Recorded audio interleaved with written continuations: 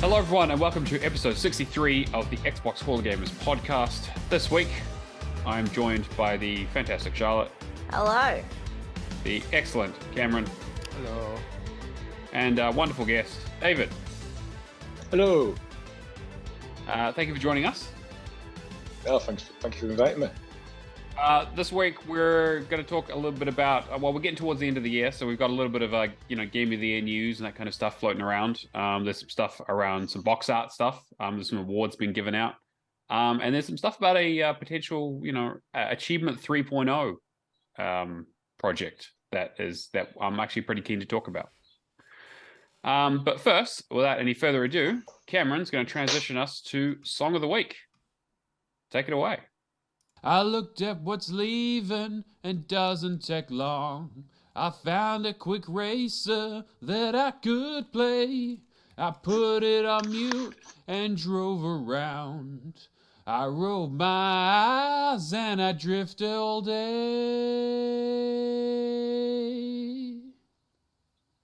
It's all for achievements.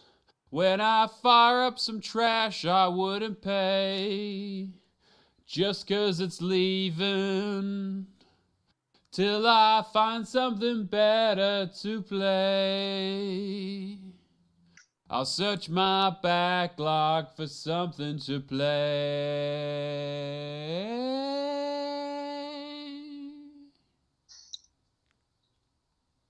I hate it when I know it, but I don't know it. Like, I know I've heard that song 100 times. Cameron, I'm going to fucking kill you. Well, I mean, I can't answer this because I did suggest it this week. Yeah. It rings a bell. It's in the back of my mind somewhere. But Oh, you'll kick yourself once you realize what it is. Yeah. See, that is exactly it. If you know what those words are for that piece that you just hummed, that's a song. I can only think of the hum right now. I can't think of the words. Okay, Nick. Go. Yeah, Nick's in the chat. He Mad says he knows Rocker, what it is. come on, tell us. Come on, what is it, mate? You can do it. Do us proud. I believe in you. I picked a song that Cameron should know. Because I was do a nice easy one. Yeah, there we go. Yes. Okay. More Than a Feeling by Boston. More Than a Feeling by Boston, of course. Exactly. Yeah. I would sing some more of it, but I don't want to get a copyright strike. All right. Well, good job, Nick. We'll have another one for you guys next week. But David, let's have a bit of a chat with you as our wonderful guest. I guess we'll just start with who the hell are you? Oh, well, thank you very much.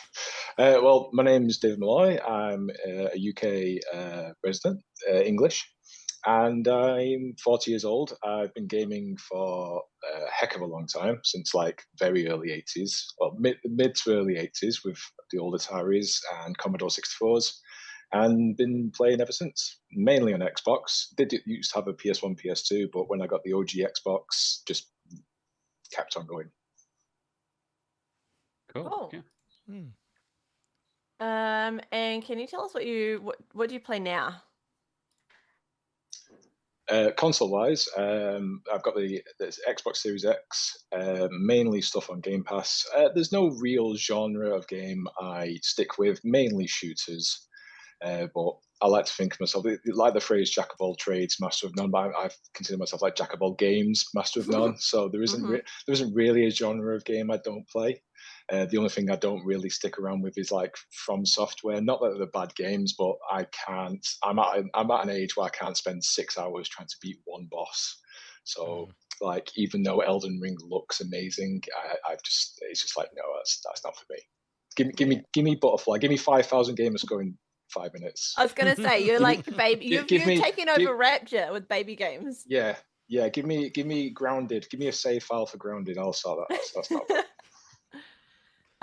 Okay. Do you have any favorite games? Oh yes. As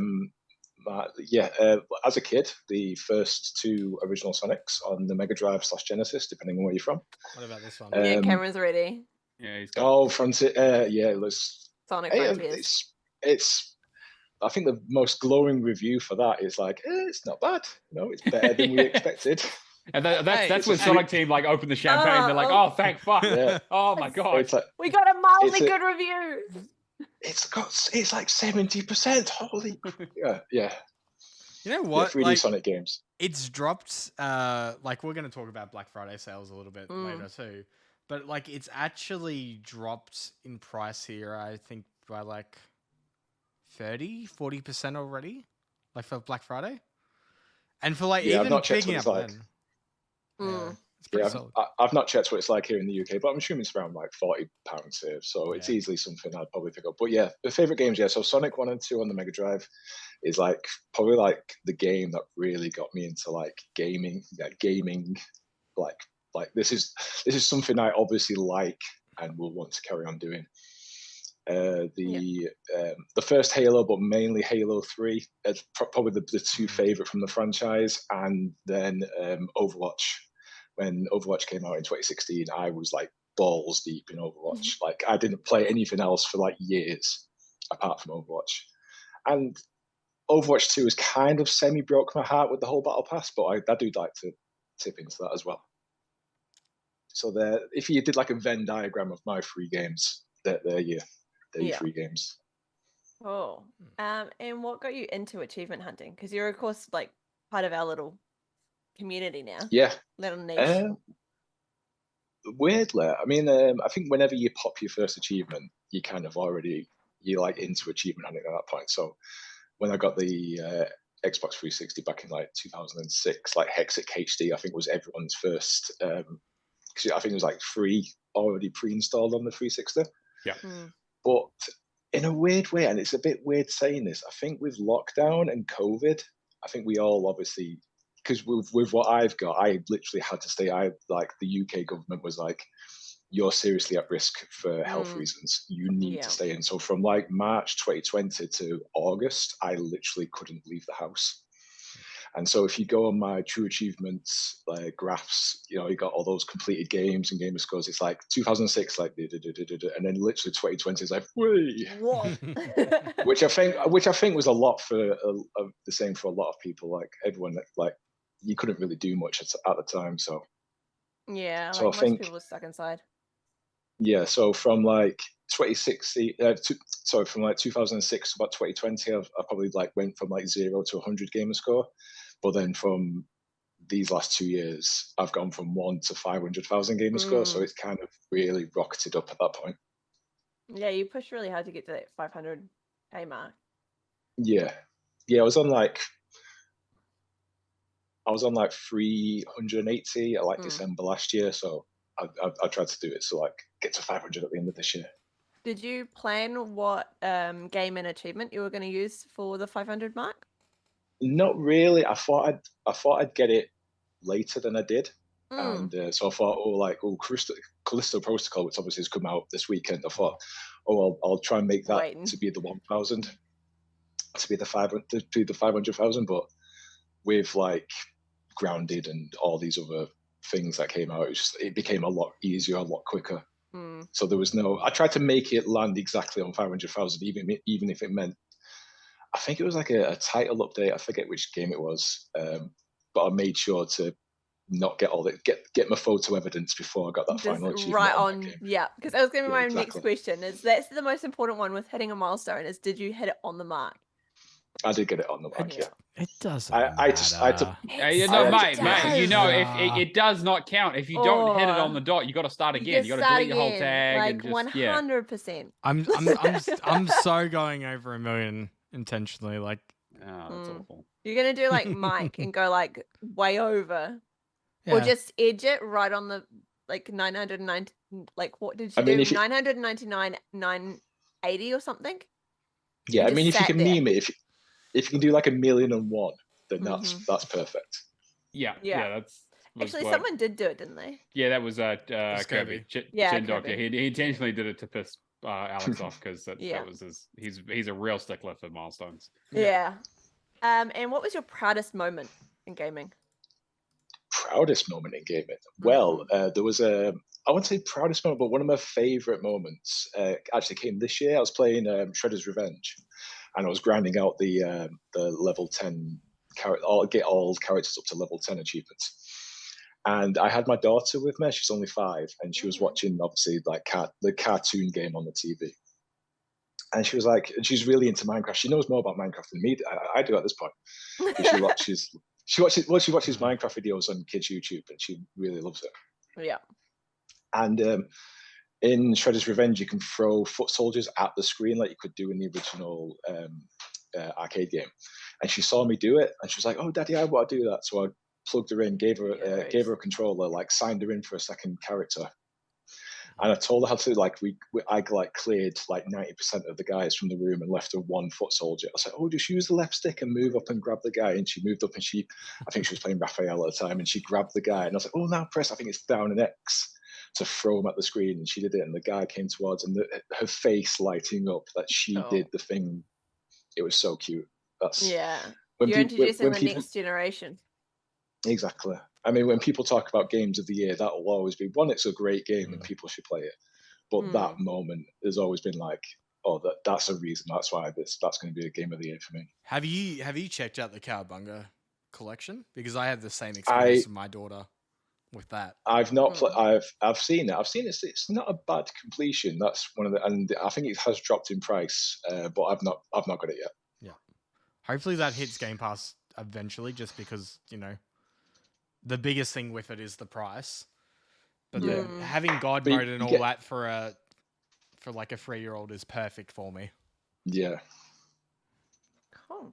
Yeah. And now that now you're on the podcast, do you have any questions for us while you're here? I'm not too sure. Like, what did you guys get? I mean, obviously, Charlotte, you're new to achievement hunting. What got you into it very recently? That's a really good question. Part of it was community. So when I first joined in on Real Game Score, I joined and hadn't really been gaming for a wee while. Like, I'd had a PS3, but I was sort of into very similar things and into D&D and all of that kind of stuff. So I got to know everyone, and then I was like, you know what? Actually, I think Xbox is the way to go. I think this is where I'm moving, because I was kind of getting a bit bored with just playing on the PlayStation 3, because 4 had been out and 5 was like in the works, or like had just been released. And then the fire happened, and I was like, you know what? I'm just going to buy a Series X. I'm just going to go for it. So my first Xbox is the Series X, and I love it. Like, I do play a little bit more games on my PC now, because I have a really decent PC build. But I sort of flick between them. So I still use my Series X, but I'll play like the point and click ones on my computer and things like that. But that's where I got involved in Xbox. Yeah. That's cool. Yeah. Okay. What's next? News? Who wants to start off with the news? News. Yeah. Community questions. News. Community questions. Oh, I skipped over community questions. I'm like, nah. See how easy it is to skip the community questions, Charlotte. See how she says she loves the community, and then I do. Hey, she does. I you know that I am not the one that takes us through the podcast. I just am the funny one. So yeah, Matt, you take over. Yeah. Oh, okay. So, funny looking, maybe. All right. Isaac has a question for us. Hey guys, did you take advantage of any Black Friday sales this year? If not, what are some of the recent game purchases that you got cheaply? Thanks for the show. I've already said said like ages ago that I had the EB gift card, and I had $146 left on it. And when I walked into EB last weekend, naturally at the counter they had the Xbox mini fridges for $149.95. So I'm like, all right, $3 like mini fridge. I can justify that, I think. Mm-hmm. So I got a mini fridge. I've got it here on my desk. Conveniently, at the same time, Coles, one of our supermarket brands here, was doing a 2 for $12 on the packs of the Kirk soft drink, which I love. I'm drinking the sugar-free ones right now. They had that, but the Flybuys, which is the reward points program, was save $3 on every carton. Oh, there you go. There's your $3. So I bought 43 cases. Oh my god! Jeez. For $120. Oh my god! You know I love soft drink anyway. Oh my god! But they only deliver 23. Oh wow, that's rude. But okay, so they deliver 23, but I only got charged $37. Oh. So I think it worked out to like $1 So 80 or something a carton. Completely fucked. Okay. Yeah. So like 18 cents a can. I'm pretty happy with that. My wife would understand. I am an absolute Pepsi Max fiend, and this house is just littered with bottles. I've got one. Yeah. Just literally, like we go like wholesale size bottles of Pepsi Max in this house. I need to have my sugar-free soft drink. Like, I love it. In terms of games, I haven't really picked up anything. I'm going to get the Callisto Protocol today, and I'm saving up money for Crisis Core. That comes out on the 13th. In terms of some community, we had Bulbasaur got Super Street Fighter 4, Dragon Ball Z Fighter Z, Marvel vs. Capcom Infinite, Halo 5, Unravel 1 and 2. And you got them all on sale in the summer. And then Jim Beans, Simone got Red Dead Redemption 2 and Dying Light. It's a good collection. You guys pick up anything? I didn't. That's because I'm dirt broke. A bit lackluster this year. Like, usually I look out for like EB Games here, which people in the US would be more familiar if it. What is it called? GameStop. GameStop. Yeah. GameStop. I had the web, like the media stuck in my head. I'm just like, that's not right. Yeah, GameSpot. Yeah. But yeah, usually they've got like trade 2 old games in and get like a physical copy for $30, that kind of stuff. But there hasn't been that much of it lately. So yeah, I think Black Friday's kind of been like a bit lackluster. Other than me buying my Surface for work, it's been pretty average. Yeah, I haven't bought any games. I mean, I did buy a couple for like Secret Santa and gifts and things like that. I think I picked up. I also picked up Castlevania Advance Collection. I think was on sale. And it's finally down to a price where I was like, all right, fuck it, I'll just buy it. But like even then, the discount wasn't like amazing. I usually go by like, hey, if it's not more than 50% off, I'm probably not that interested. Like I can wait. I've got so many other games to play. And I have been trying to be really good about like not buying games anymore, and Game Pass has made that a lot easier than it was in the past. I am looking for a new pair of headphones or a headset for the Xbox, because as much as I love my Turtle Beaches, they crush my skull, so I can't wear them.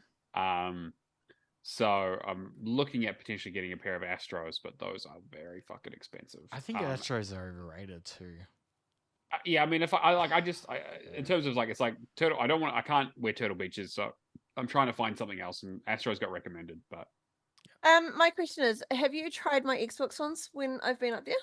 No, I haven't actually.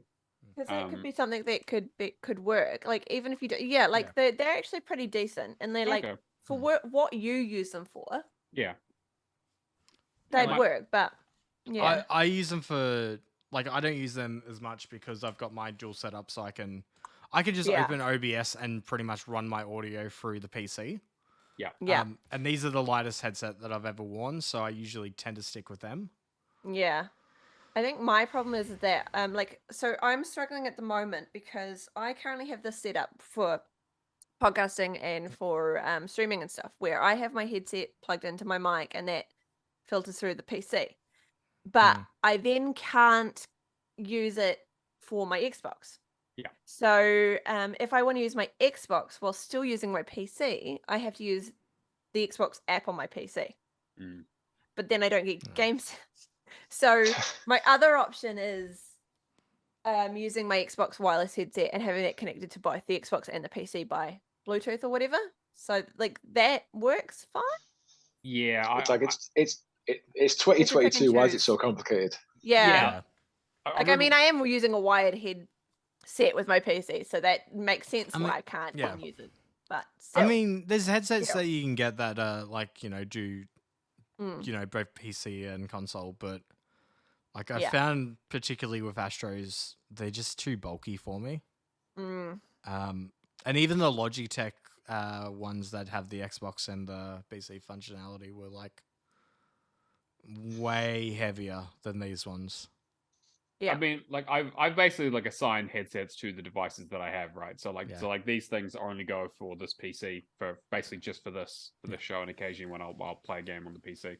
I have a pair of headphones, like noise cancelling ones that I use for work that obviously don't have a mic or anything like that. And then I've got my my Turtle Beaches for the Xbox itself. So if I can find maybe the Xbox branded ones are maybe the way to go. I might give those a try.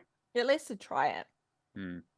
I think they're too expensive. I think they're like 100 when I 200 bucks, 150. Yeah, they're like 150 in New Zealand. That's pretty good. It's actually really good compared to some of the prices that you get with the others.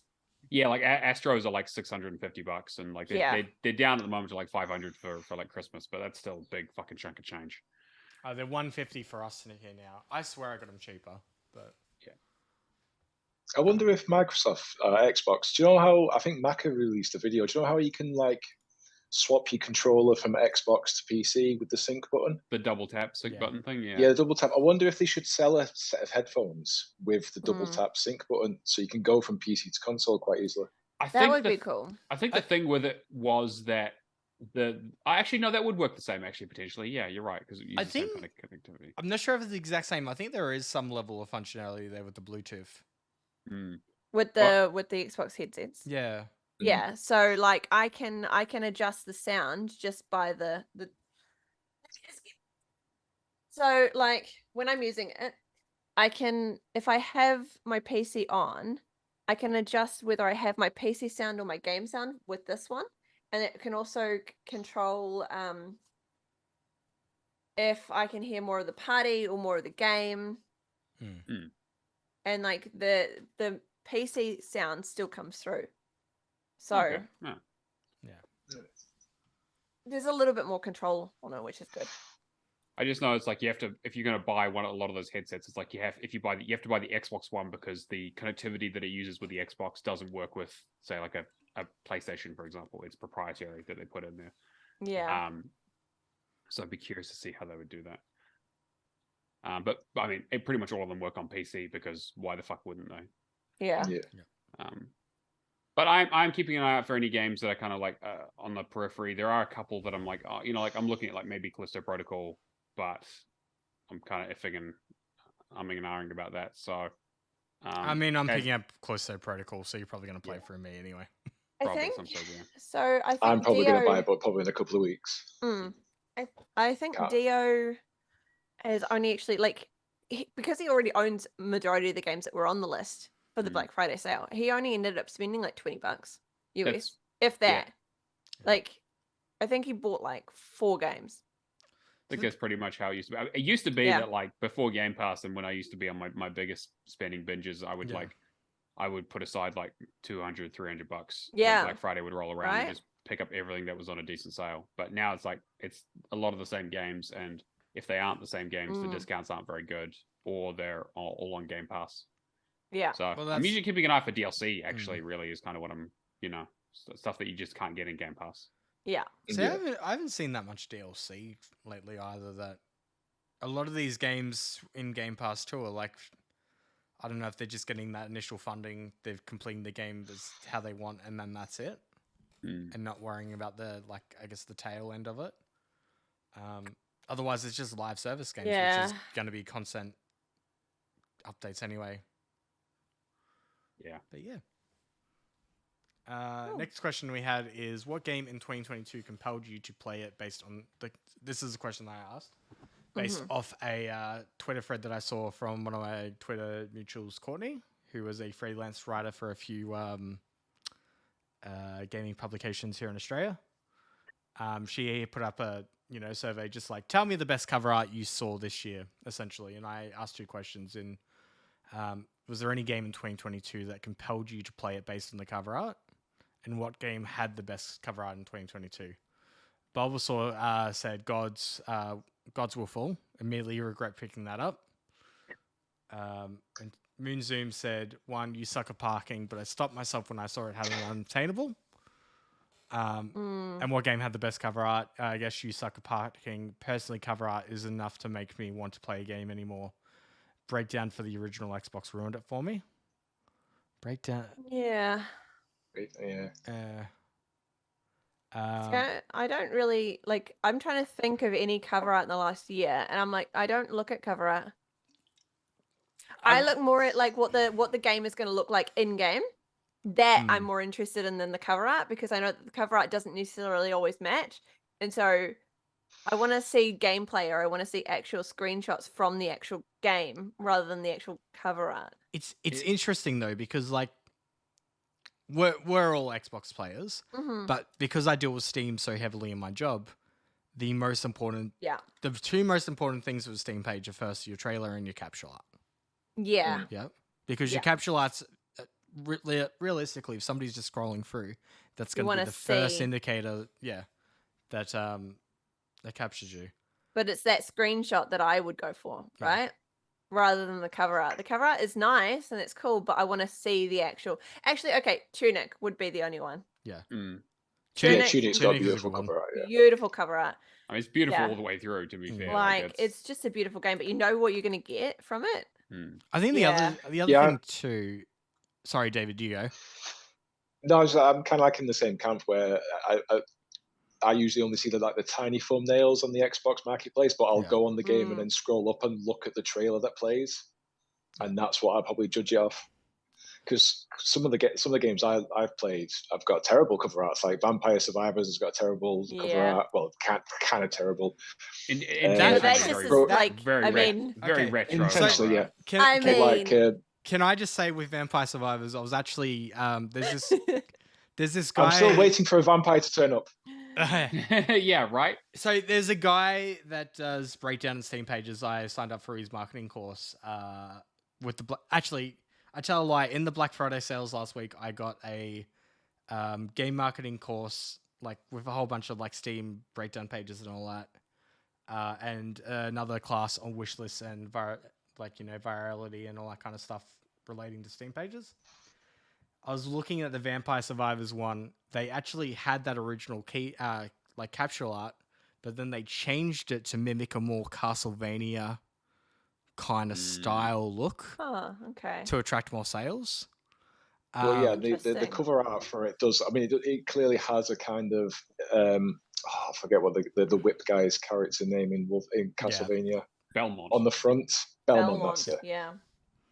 Yeah, definitely. It definitely has that. Yeah, like Dracula versus Belmont kind of old style. I mean, look, like if you've played any fucking Radalikas or Zidalons or anything like that, you know that like they do some amazing cover art for a game that doesn't look anything like it. Like looking at this, like this is a very kind of, in my mind, a very old school question of like, hey, you know, before the internet, before you could do big research on games, you basically had to go on the cover art to guess kind of what the fuck the game was.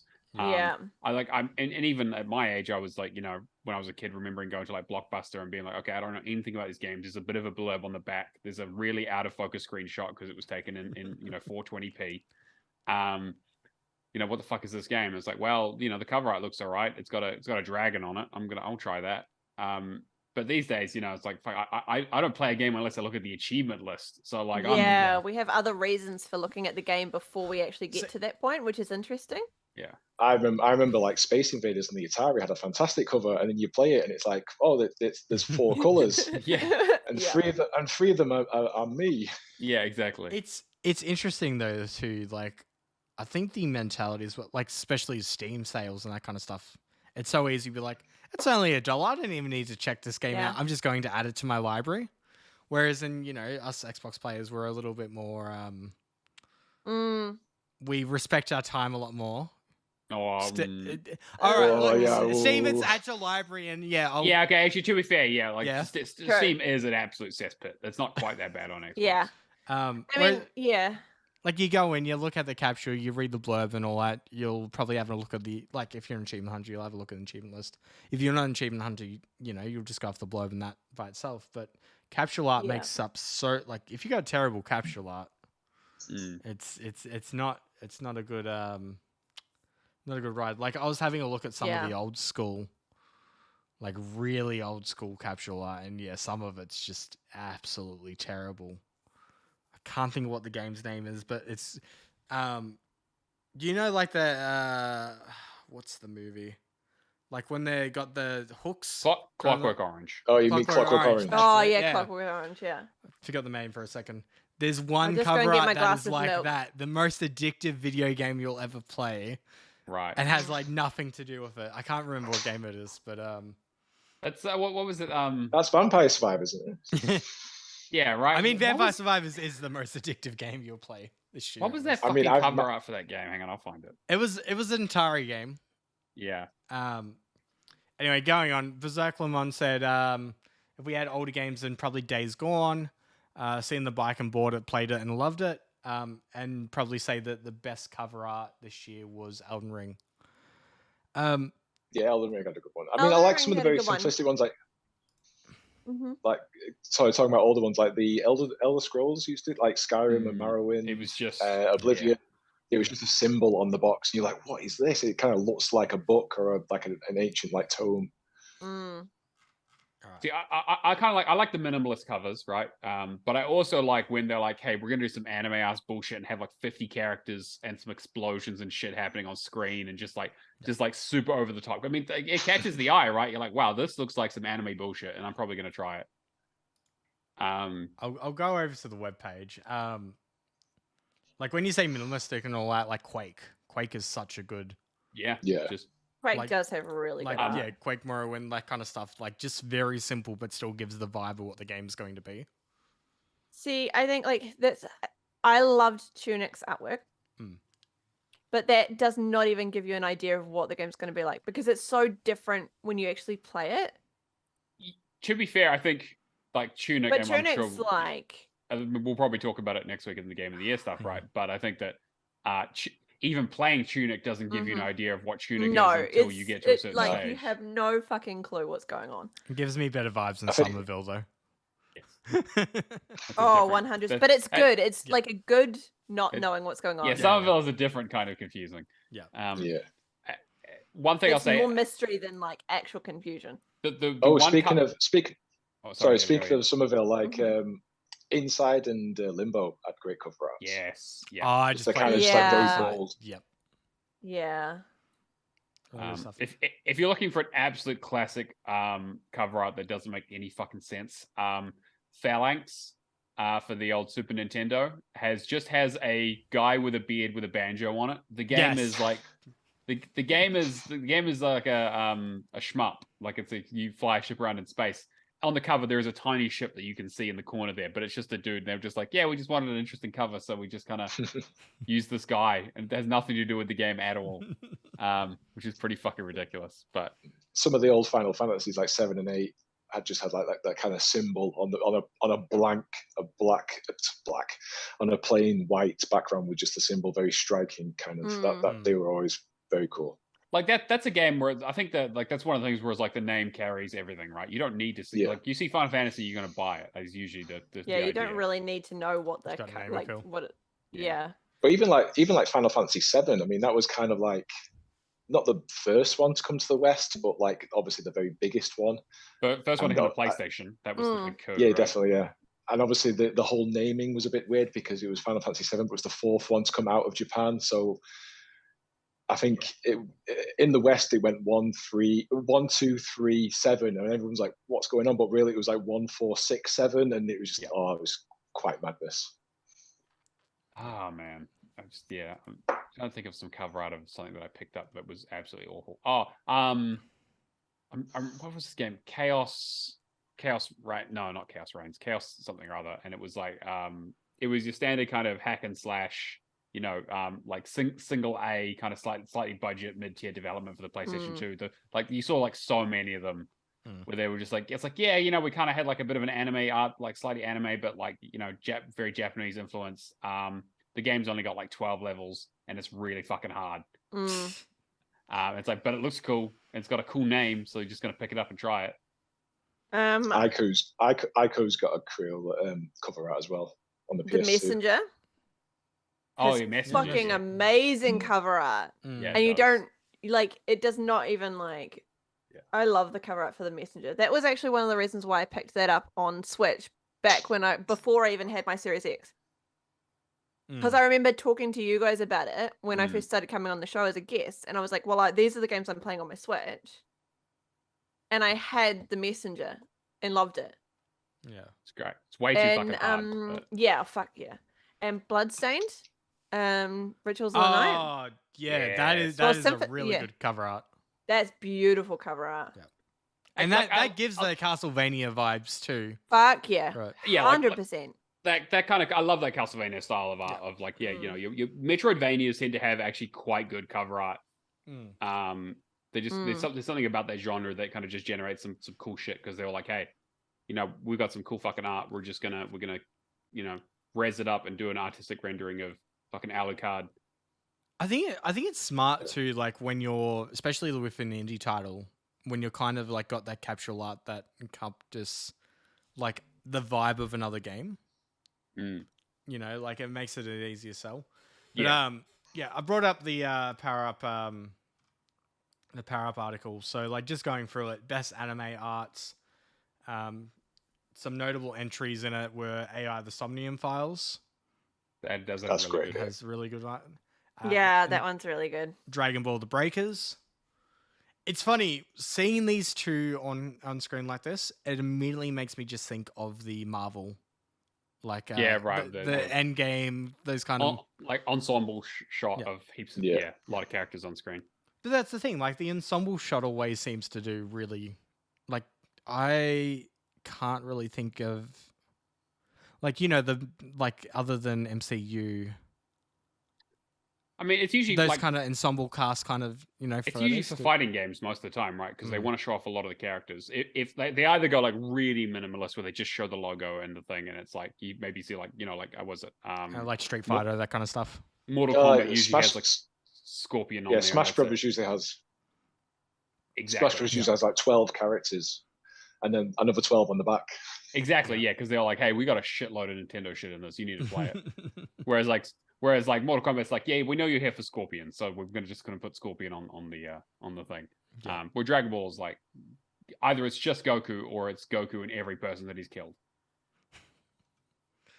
And then the one that won it for the anime, JoJo's Bizarre Adventure, which I gotta say is a fucking amazing. Fuck yes, but JoJo's amazing. Oh yeah, JoJo's is great. Very, very stylish. And then the other one, Digimon Survive. Yeah, look, yeah. Which I'm not as like, I mean, in comparison, like JoJo's fucking like, you know, colorful, amazing characters in the background, all that. Digimon Survive is like, you know, got that central theme of it, but still, I don't know. Maybe I just don't have strong feelings about Digimon Survive one way or another. I mean, Digimon is better.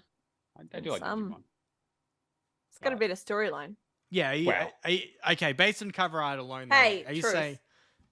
Based on cover art alone, though, Charlotte. Yeah. Cover art, JoJo's is better. Most aesthetic, Ghostwire Tokyo. Yeah, I mean, like you want to talk about cover art not matching the game. That's Yeah. How do you get open world? Actually, you know what? I was reading the best top 10 cover arts this morning. Breath of the Wild, like that shot over, like, you know. Yeah. Oh, from the back of Link, yeah, like that gives you like some sense of like open world and that kind of stuff. Other ones. I mean, that's literally the game. You're looking at the back of Link over a fantastic landscape. Yeah, just looking at like an empty landscape with nothing to do in it. Yeah. Immortality is cool. I really like Immortality cover art. I wanted to play that, and I remember talking to Matt about because I knew nothing about. Okay, so that is actually one that I did pick from the cover art. Yeah. I just forgot about it, right? But Immortality is one that I saw the cover art and I was like, I want to play that. And I told Matt that I wanted to play it. And then he was like, you know, you can't stream that, right? And I was like, what? Because I knew nothing about it. And I'm like, oh yeah, okay. Yep. Cool. Yeah. Oh, speaking of another one, Outlast has that creepy face in the middle. Oh yes, it does. Yeah. Like, as like a horror game, it's perfect. Yeah. Because it's like it's really dark. All you see is the creepy face, and then you usually die. So yeah, that's about right. Yep. But speaking, I tweeted out like a couple of days because obviously the final season of Walking Dead just been added to Game Pass, and I love the nod because the cover for the final season is obviously a grown-up Clementine with the young AJ. and it's basically a like-for-like shot from season 1 when you've got Lee with the little girl Clementine. And I just love the kind of like the Clementine story through those seasons is just like perfect. People say like Ellie from The Last of Us is like the perfect kind of zombie survivor character, but for me, I always go, oh no, it's Clementine. Clementine's the perfect kind of zombie surviving character, especially like a female protagonist. I know obviously I've not played the final season, but you play her in like season 2 and she crops up in New Frontiers, and I'm really looking forward to jumping into the final season. See, final season, I mean, despite all the issues they had getting it made, with Telltale going under and all that, probably didn't they like go under while they were still making it when they're like that's why there's only 4 chapters. Yeah, basically they made the first chapter. They were mostly the way through to making the second one before they went under, and then Skybound picked up the IP and the license, and basically ended up making the other ones. And it's fucking great, to be honest. Like I really really like season 4. I mean, season 1 is still my favorite, and I think that obviously there's a zeitgeist around there, and season 2 is a bit rough, but the ending of season 1 is perfect, I reckon. Yeah, it is basically the perfect zombie. Like they could have not done another season and just left it there. But I'm glad they continued it. Did it win Game of the Year season? I believe it. Well, it depends on who you ask, but yes, it definitely won a lot of Game of the Year awards. 2013 on the 360 when it was first came out. Yeah, because it was on both. So I played that game so many times. But they've just re-released it so many times, and I've had to sit through fucking Skyrim vibes. Yeah. Oh, Paul Lee at the end so many times. Yeah. I'm actually like really half tempted to pick up the new Borderlands Telltale game as well, but at the same time, new Tales of the Borderlands. Yeah. I'm very curious to see what that, because it's not Telltale doing it, but I'm very curious to see kind of. I love Tales from the Borderlands on the 360. I thought that was like easily one of like unparalleled with season 1 Walking Dead. Like the finger gun fight. Yeah, right. Oh god, it's so good. It's so good. Enhance. Oh, there's so many great lines. I love it so much. It's hilarious all the way through. And a great twist. Yeah. I feel like the ending didn't stick it for me, but like the rest of it, like I think it was like the adventure that you had along the way. Yeah, very much so. Yeah, the ending is kind of like, I mean, it's like, they had to leave it like open-ended because they had no idea what they were going to do with it next. Yeah. I know. I've fallen off Borderlands. I need to see how the new Tales one is. I need to get into Borderlands 3. I need to get into Tiny Tina's Wonderland, which I'm very surprised for how well Tiny Tina's Wonderland has done. Yeah.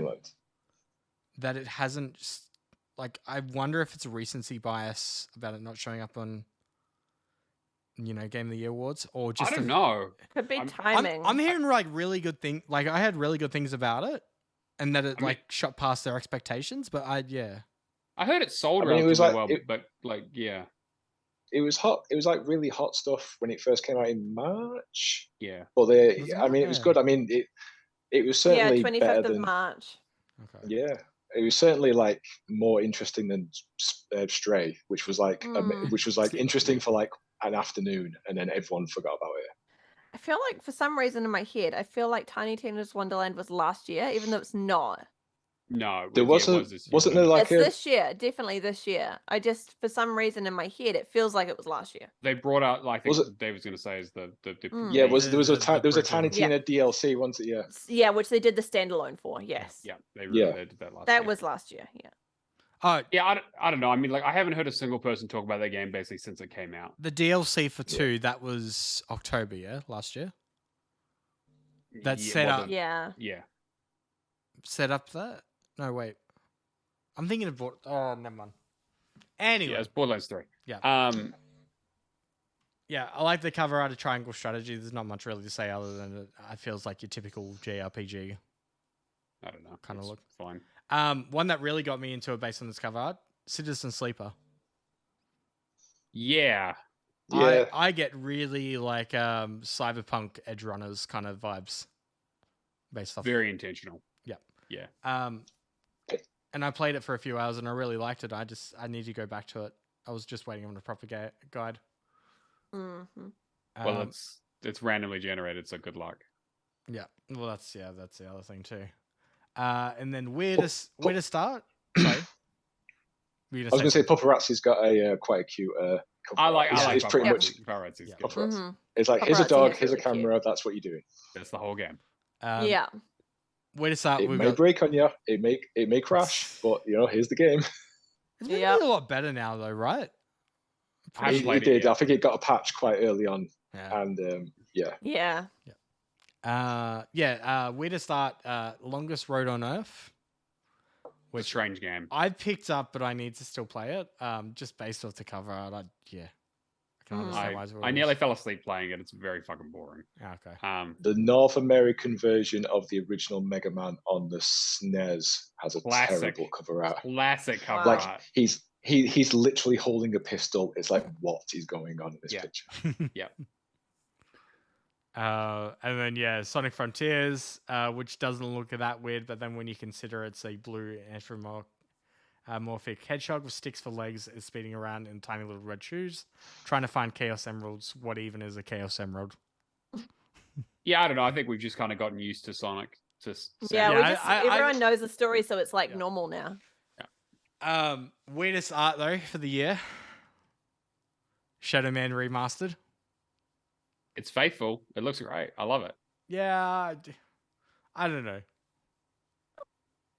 I mean, it's just a guy holding a skull, looking like a fucking crazy person. I'm down with that. Maybe it's the glasses for me. Maybe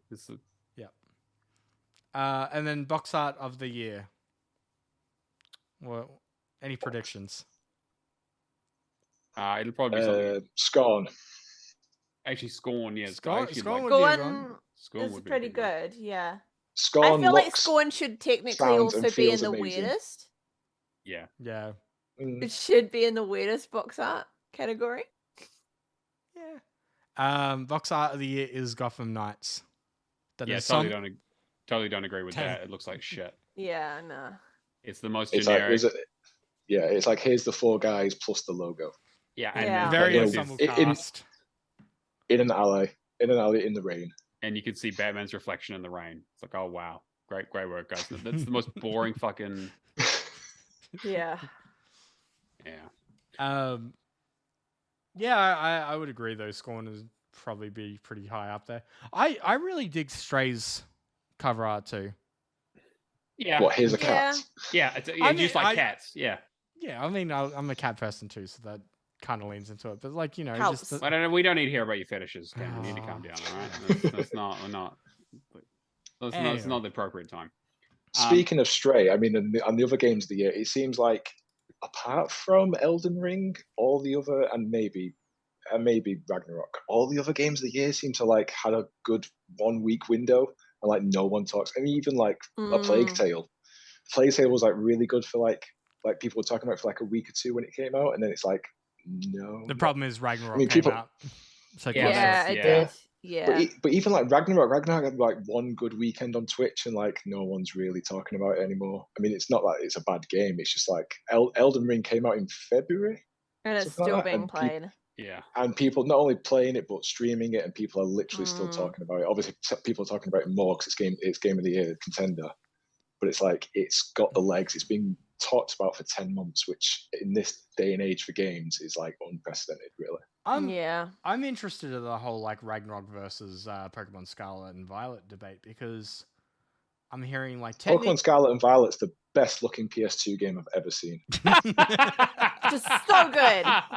It's so good. It's really good on PC. But I mean, like 10 million copies in 3 days. Those sale goals are to aspire to.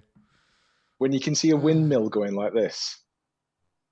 Mm-hmm. Oh, okay, we worked out. So we worked out what it is. So with the kids in the classroom, we've worked out why. With the feet. They are marionettes. It's because the graphics are connected to where the player is. Right. Distance-wise. Yeah. So at that point, when that scene is happening, the player character is miles away. So the scene is like right. As soon as you go back to your player character being inside the classroom with everyone, it's fine.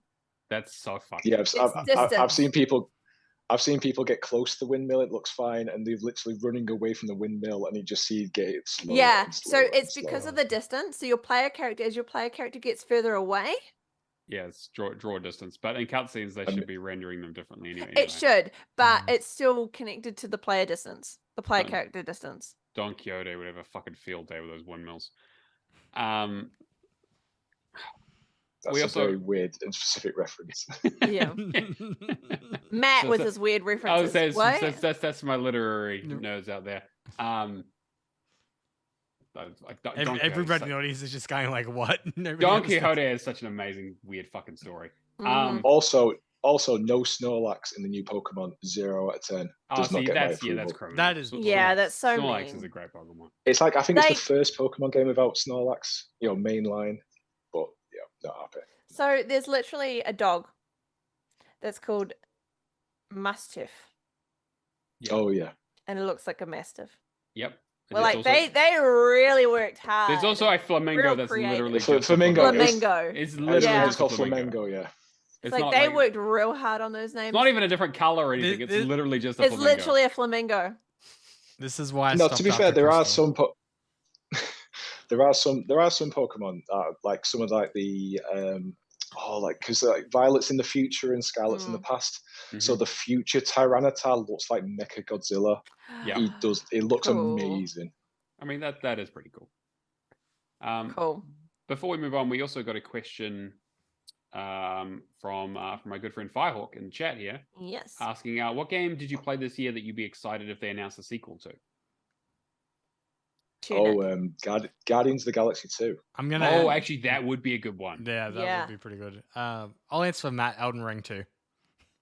And Tunic 2 would be great as well. Chat. Tunic 2 would be mine. I was like looking at my game of the year list. I'm like, actually, I could just do it some more of these. No spoilers for next week, but I've narrowed down my list to about 7 games out of 5. So I'm getting. I've got 1, 2, 3, 4, 5, 6, 7, 8, 9, 10, 11. I need to play more 14. games. All right. I want a sequel to this game, but I want it to be different. Okay. Like I want it to be either a spiritual successor Mm-hmm. or a more accessible title, and that's Cuphead. Okay. Yeah. It hasn't released. I'm twisting that a little because the Delicious Last Course came out this year, and that's still being considered for my game of the year list. But I think that's if you because you've got the kids shows now, because you've got like all the attention on the IP, if you can twist that in such a way that it's like a storybook kind of adventure involving Cuphead and Mugman, that would do gangbusters.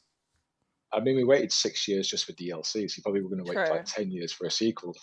True. I'm wondering though if they can use the kind of technique that they've done with the Netflix show though, because they're already on season 3. They're churning them out like that quickly that I can't keep up. They are pretty short episodes though, right? They're really short episodes. I mean, like 15 minutes. Yeah.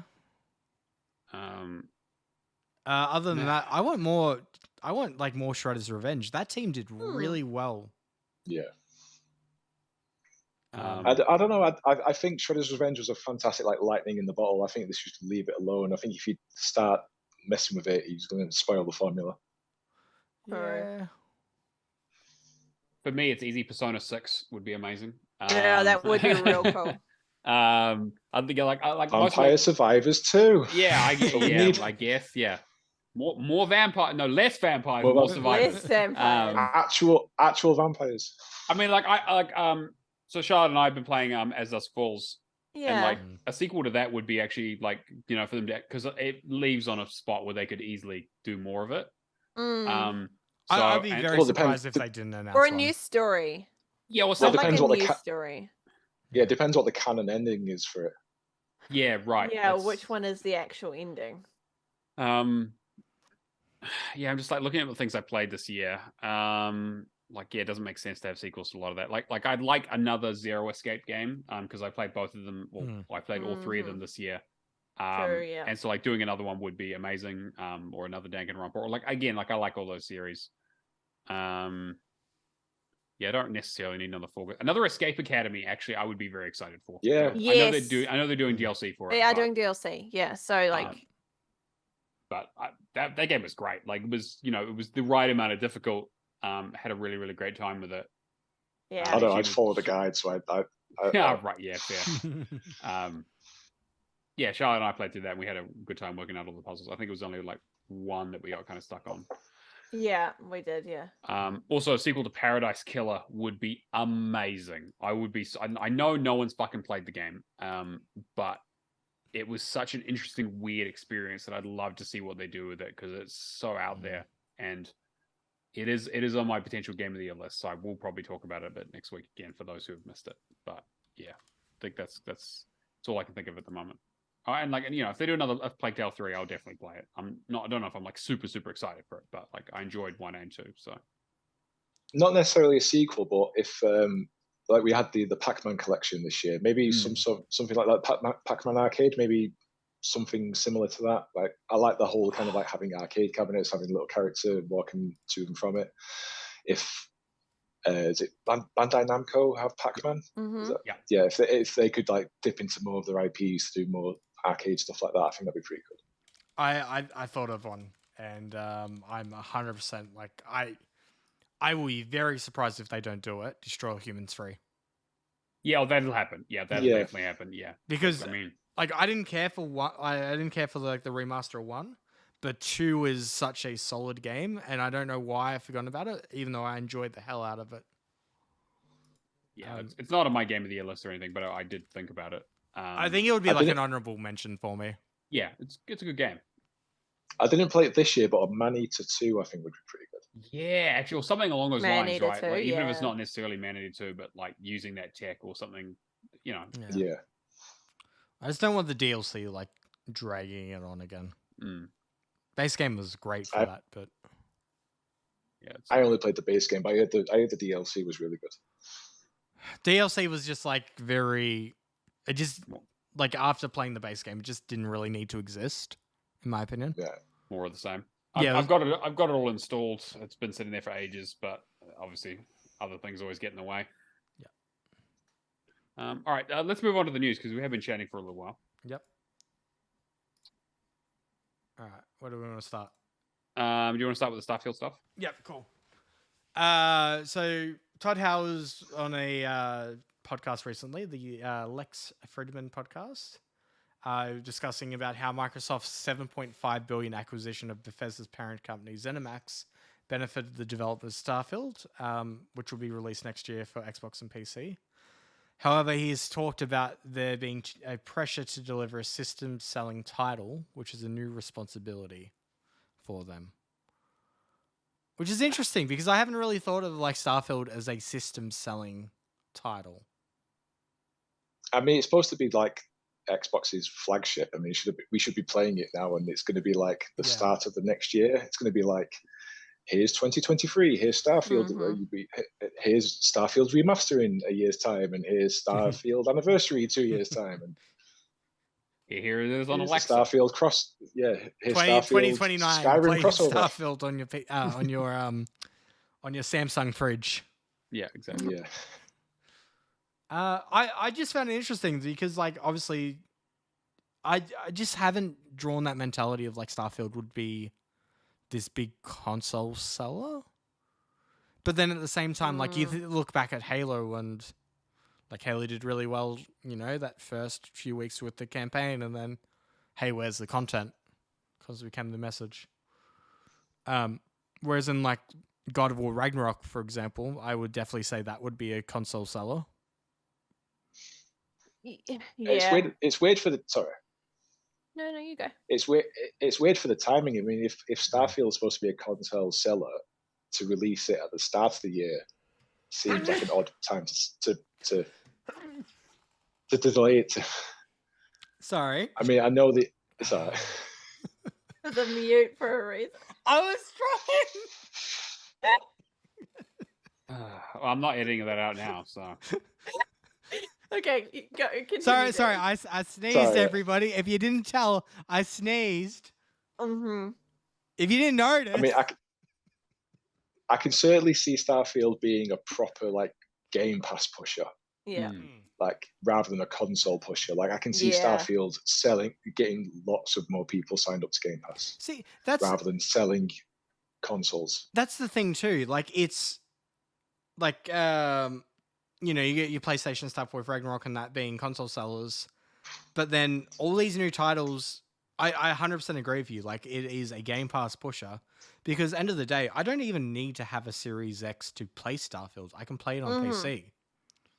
Yeah. And Microsoft is very much about being, you know, as much accessibility in that, like, you know, whether you play it by cloud gaming, whether you play it by PC, whether you play it by console.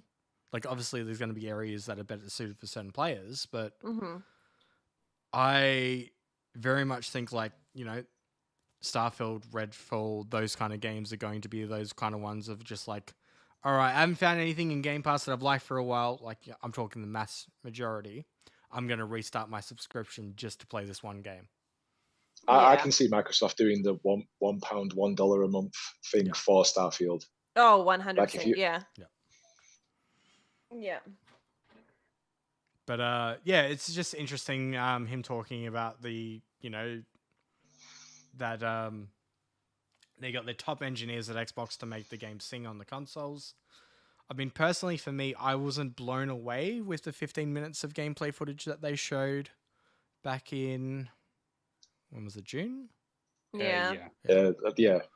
But like, I mean, like, I'm still going to play it because I still want to see what the fuss is about, and if it is Todd Howard's dream game, then I'm very curious. Like, I'm sure, like, I'm not the biggest fan of RPGs. Like, I'm not the big, you know, the best target audience for it, but I'm sure there'll be plenty of people that are, you know, absolutely 100% into this. I think that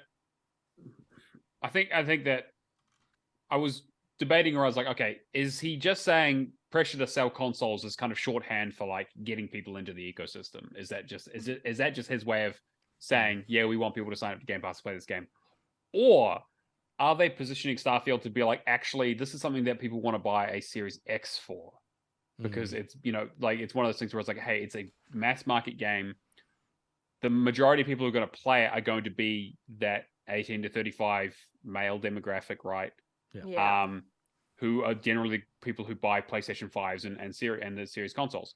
And it's like, so is it actually the remit of this product is to say, actually, we're going to position this as the console selling game because it's the thing that takes advantage of the hardware in a way that you can only play it on Xbox. I mean, obviously PC as well, but that's, again, for them, it's the same thing, really. And they're like, yeah, obviously there's the whole streaming stuff, and this whole like Game Pass move for it. But realistically, like, yeah, we'll get them onto Game Pass to play the game, but we want them to be playing it on a console. We want them picking up the best, get the most out of it, to getting basically the highest end console that we sell. Because I feel like that, you know, it wouldn't surprise me if we saw a Series X Starfield bundle. Yeah. I was about to say I can imagine a special edition actual console like we got with with Halo. The Halo consoles. Yeah, exactly. You know, have like they do like the white thing, or they you know, the white with the logos on it and stuff, and because that way it's like, yeah, sure, they were basically going to give you the game for free with Game Pass with Game Pass anyway. So we'll do a special edition, or we'll do a bundle where they just give you the actual download code instead of having a Game Pass subscription, and then we'll get you to subscribe to Game Pass anyway because they'll give you a month of it. Yes, separately, right? I can make one of those special edition consoles. You know the kids glow in the dark stars they put on the roof, just to exactly, the two consoles. Exactly, yeah. See, to me, I don't know. I don't know if it's just me or not, but I feel like Game Pass is the console seller. Like, I mean, when I was Game looking Pass at needs my games though. Yeah, but like, I wanted my Xbox because I could get Game Pass, and Game Pass had all of those games available to me. That was one of the considerations I had when I was choosing to buy my Series X. It's why I was considering getting the Series S, and the only reason I went for the Series X is because it was like just a better option, especially when I don't have any other console, right? But the fact that I could go onto it and go straight away and play games, Yeah, although I think that, like the Series S is the console for that, right? Like it doesn't have a disc drive. It's much, much cheaper. It's less powerful, but it has access to all those Game Pass games. It has access to streaming. If like that's the I really feel like that's the Game Pass bundle console where it's 100%. Yeah, true. It's the Series S is basically a Game Pass machine. Basically, yeah, and and obviously they're on their way to maybe doing some sort of, I mean, they've basically come out and said they're not doing, like a puck or whatever thing. They're just going to integrate it into TVs and stuff, so you can just play it from the TV itself. And I feel like, like the only people who buy the Series X, because it is still quite fucking expensive, are the kinds of people who actually care about like the top end performance. Compatible and and getting the most out of the games and being able to play their physical library, and are usually already invested in the ecosystem. True. Which is the people sitting here right now, basically. Yeah. So I'm very curious to see, like I'd love to. Again, they won't release the numbers for it, but I'd love to hear like what the attach rate is for like new people who buy a console when this game comes out. How many of them get onto Game Pass, and how many actually just buy the game physically or digitally, just like as ownership, and like what that split looks like. Have they announced that like any collector's editions, that kind of stuff? Because I imagine Starfield would be the prime game for it. Yeah, absolutely. I believe they have. Yeah, they definitely have announced it. I can't remember what it was, but I think they announced it like way back when they first showed it off. I don't know why my mind's just jumping to that watch that Todd Howard has. Like something like that in a collector's edition. Like he was wearing a Starfield watch. Oh yeah. For a whole bunch of interviews. Oh yeah. They just sell Todd Howard's jacket that everyone wants. I mean, if they had like a collector's edition with a watch or something, that'd be pretty cool. I mean, they do it for Fallout. Todd Howard himself comes around and installs it on your console. That's exactly. Yeah, and he points to the and planet gives you a copy of Skyrim as well, just for. Yeah, exactly. And he points to the planet and says, "You see that planet? You can go there." You're like, "Oh, cool. Yeah, thanks, Todd." But he has to put a box because he's quite short. All right, you want to move on to our next story? I just found it. A manual and images of a Starfield Collector's Edition watch have been spotted, and this was back in January of this year. Yeah, I was going to say really early. Yeah, but there's a UK prop company called the One Company that have a LP V6 Chronomark smartwatch. Oh, so I mean, it looks pretty neat. If that's the watch that they're including in the Collector's Edition, I would actually be interested in picking one of them up.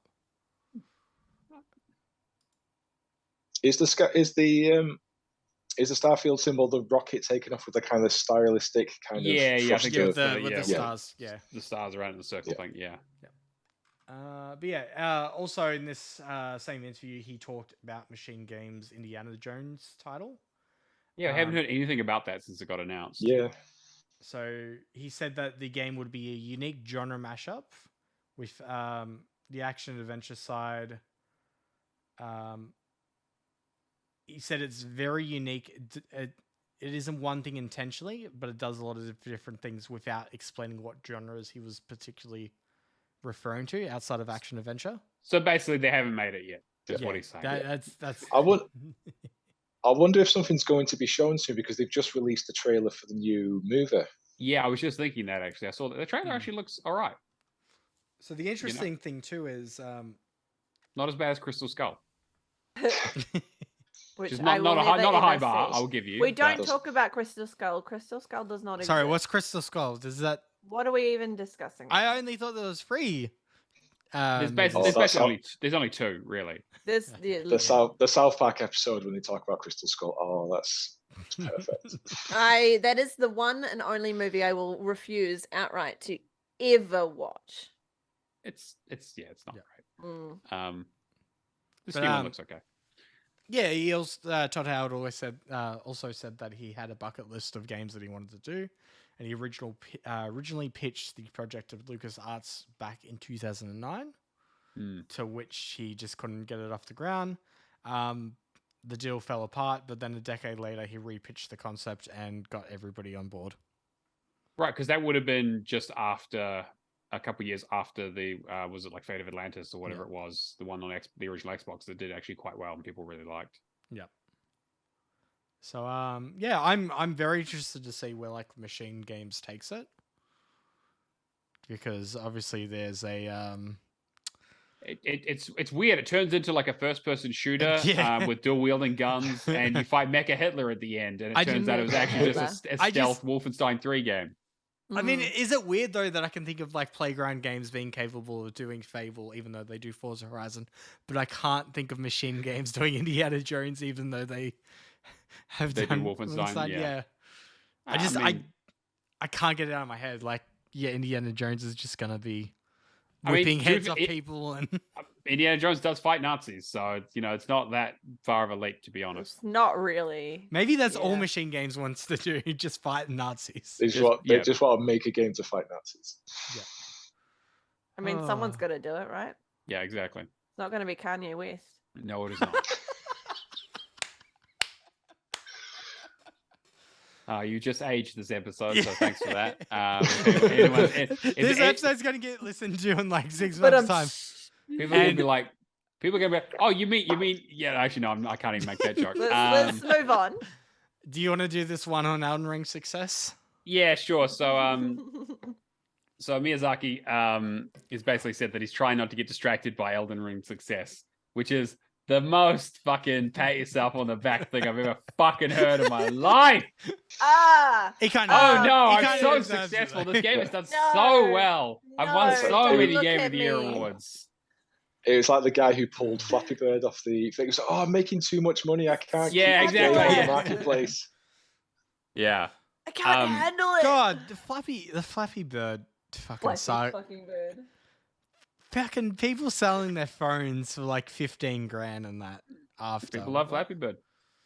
Wow, what a life. Just because it still has the Flappy Bird app on it. Yeah. Do you know how Flappy Bird ended? Like the final level. It was a final level? I thought it just went on forever. Yeah. No, apparently you get to pipe 999 and fight Mario at the end. Oh, that's okay. I don't know if it's real, but I've seen video footage of people amazing. Recording it. Like Mario pops up in the final pipe and throws fireballs at you. All right, that works for me. I'll take your word for it. I'm never gonna play Flappy Bird. I played enough Flappy Goat. Yeah, and that was bad enough. Yeah, Flappy Goat's bad enough. I just said this quote here. It's like, I'm at a loss when people ask me why it's been so successful, but my feelings are I don't intend to change the way I've been making things in the future. Basically, like, it's the most Japanese thing in the world, right? Where he's like, yeah, no, we made a lot of money and it did great, but like, I'm just going to do whatever. We're just going to keep doing I don't know why it's popular, but it is, and so I'm going to keep doing it. Yeah, it works. Personally, I try not to look directly at user feedback. That's a very Chad thing to say. I love it. Is he surprised how well it's done outside of Japan, like in the West? Because I know a lot of Japanese people are like, oh, it's too difficult for you guys. Yeah, well, to be fair, I mean, like that was like, obviously, because he's been involved in most of the Souls games. I think the only one he wasn't involved with was Dark Souls 2, which is why a lot of people say it's the worst one. He does say like he doesn't listen to the user opinion because it's just so much of it, right? Because it's gotten so fucking popular. But he's saying that like a lot of people like a lot of people have been playing this genre from like all the way back in Demon Souls, and Demon Souls was the untapped, like, really interesting game that came over from Japan and just exploded when people played it. And then obviously Dark Souls brought it into the mainstream, or at least closer to it. And then Elden Ring is kind of even more than that. But he also talks about how like he doesn't really feel like much has changed for them, which is like, I'm really happy to hear that it's like they're just like, oh yeah, it did really well. We made a bunch of money. We can make more games, and that's all they really care about. Yeah. I mean, the only, like, obviously other than Elden Ring itself, the only notable thing for From Software is Sony buying a whole bunch of stock in them, right? A little bit, yeah. They didn't. Yeah, they bought it. They bought like half of the thingamajig. Yeah. So they went in with a few weeks back. I think we talked about that a few weeks back. Yeah. I mean, like, I love Elden Ring. It's almost certainly going to be my game of the year. Just to the surprise of literally no one. But I mean, it sold 17 million copies. Yeah. Like from a Souls game. For a Souls game is fucking insane. Like how popular that game was, and the hype around it was so huge, and it pretty much lived up to it. It makes me wonder too, like how well it would have done if there was like more, I guess, AAA quality games going up against it. Because like you think about it, it had the perfect launch window where, you know, the closest thing to it would have been Halo Infinite the month before, and by that point, people were kind of like, I think, Yeah, well, because it came out like the only thing February? that came, and no, it was end of Jan, wasn't it? Like last week of Jan. End of Jan, beginning of Feb, I think it was. Yeah, something like that. I think the only thing it competed with was Horizon Forbidden West, wasn't it? Right, yeah, which no one is talking about. Yeah, Game of the year. Game of the year. Yeah, I know the first Horizon got smashed by Breath of the Wild, and the second one gets smashed by Elden Ring. Yeah, it's the tough breaks. So they need to get their timing windows. I've heard, you know, like I've heard they're good games, but like, you know, it's hard to compare. And the third one's coming out the same weekend as GTA 6. Exactly. Oh, yeah, gosh. exactly. Yeah. Yep. It's interesting how some of these games line up though. Like Sonic going against God of War for ages before we were kind of like, yeah, oh boy, what have they done? Well, that was like that was my favorite thing I heard about like High on Life devs. They were like, yeah, we delayed the game not because we'll put some extra polish on it, but we just don't want to compete with Call of Duty. Yeah, it's like, I was like, I can appreciate honesty like that. You never want to, you never want to compete with Call of Duty. Jeez. And I'm actually looking forward to High on Life because I got nothing to play in December. So High on Life was good. Then Crisis Core. That's going to be December for me. Yeah. All right, and then we have this other story about Microsoft devs mocking up a theoretical Achievement 3.0 idea. Now, before everyone gets excited, it was just part of like a hackathon, game jam, like internal, like come up with a project, like throw something together as an idea. Sometimes they get greenlit, but most of the time, very rarely. Yeah. Or you know, it's the kind of thing where, you know, elements of this kind of stuff might get picked up at some stage. Was Achievements 2.0 when they added the rare achievement diamond? No, it was when they added challenges and the tracking for the basically when they went over to the Xbox One and they added in-game achievement or the achievement tracking system, which is good when it works, but most devs don't use it, which is really frustrating. There isn't really too much to say. Basically, just that the idea was they kind of want to do something that's similar to PlayStation trophies, but also have some sort of level of like system and title level stuff. So it's not just achievements within games, but like meta achievements overall that are attached to like your profile in terms of like, hey, like basically a lot of the stuff that True Achievements does in terms of like, hey, like completed games or playing Game Pass titles and that kind of stuff, and potentially tying that in with their reward system that they already kind of do, and like trying to incentivize people to play those kinds of things. Yeah, again, it was like just kind of just an interesting news story. There isn't really too much to it. I'd love to see some of this kind of stuff because we've talked a lot of times about, you know, even small improvements to the achievement system that would make quite a large impact on our community. They did have some other submissions in this as well, which are pretty interesting. Windows handheld mode for Windows 11. A streaming system that incorporated Twitch and Patreon and rewarded Microsoft points for watching streams on Xbox. An Xbox inventory system for carrying cosmetic in-game items between games. Like even I got invited on podcasts on Monday and just popped this in my head. They actually record through Zencaster through Xbox. Oh, interesting. To do their podcast, which I thought was really cool. Like using, you know, just Windows in that way. Yeah. I think we've all had the same sentiment though. Like achievements need some kind of upgrade. It's been a long time. They haven't done anything with them. It's been 9 By and years. large, it's basically the same system they've had for 16 years since when they first launched in 2006 when the 360.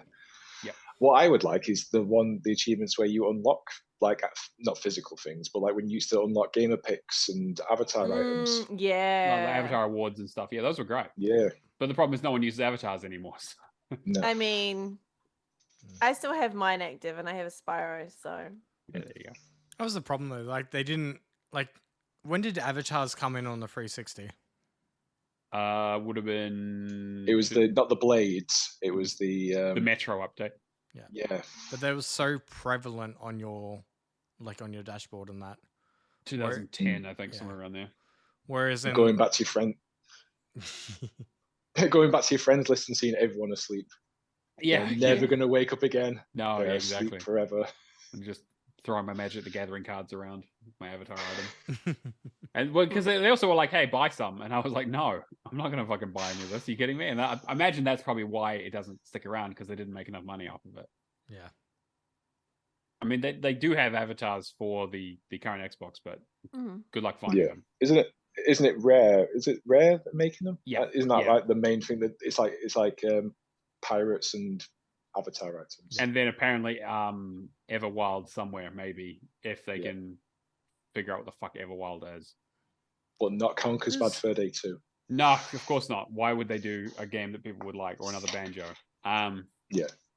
Actually, speaking of Conker and Banjo and all that, the three composers for Donkey Kong Country, Banjo-Kazooie, and Conker's Bad Fur Day came together and they wrote a Christmas song. Oh, really? I think it's called Retrovision Christmas Song or something like that.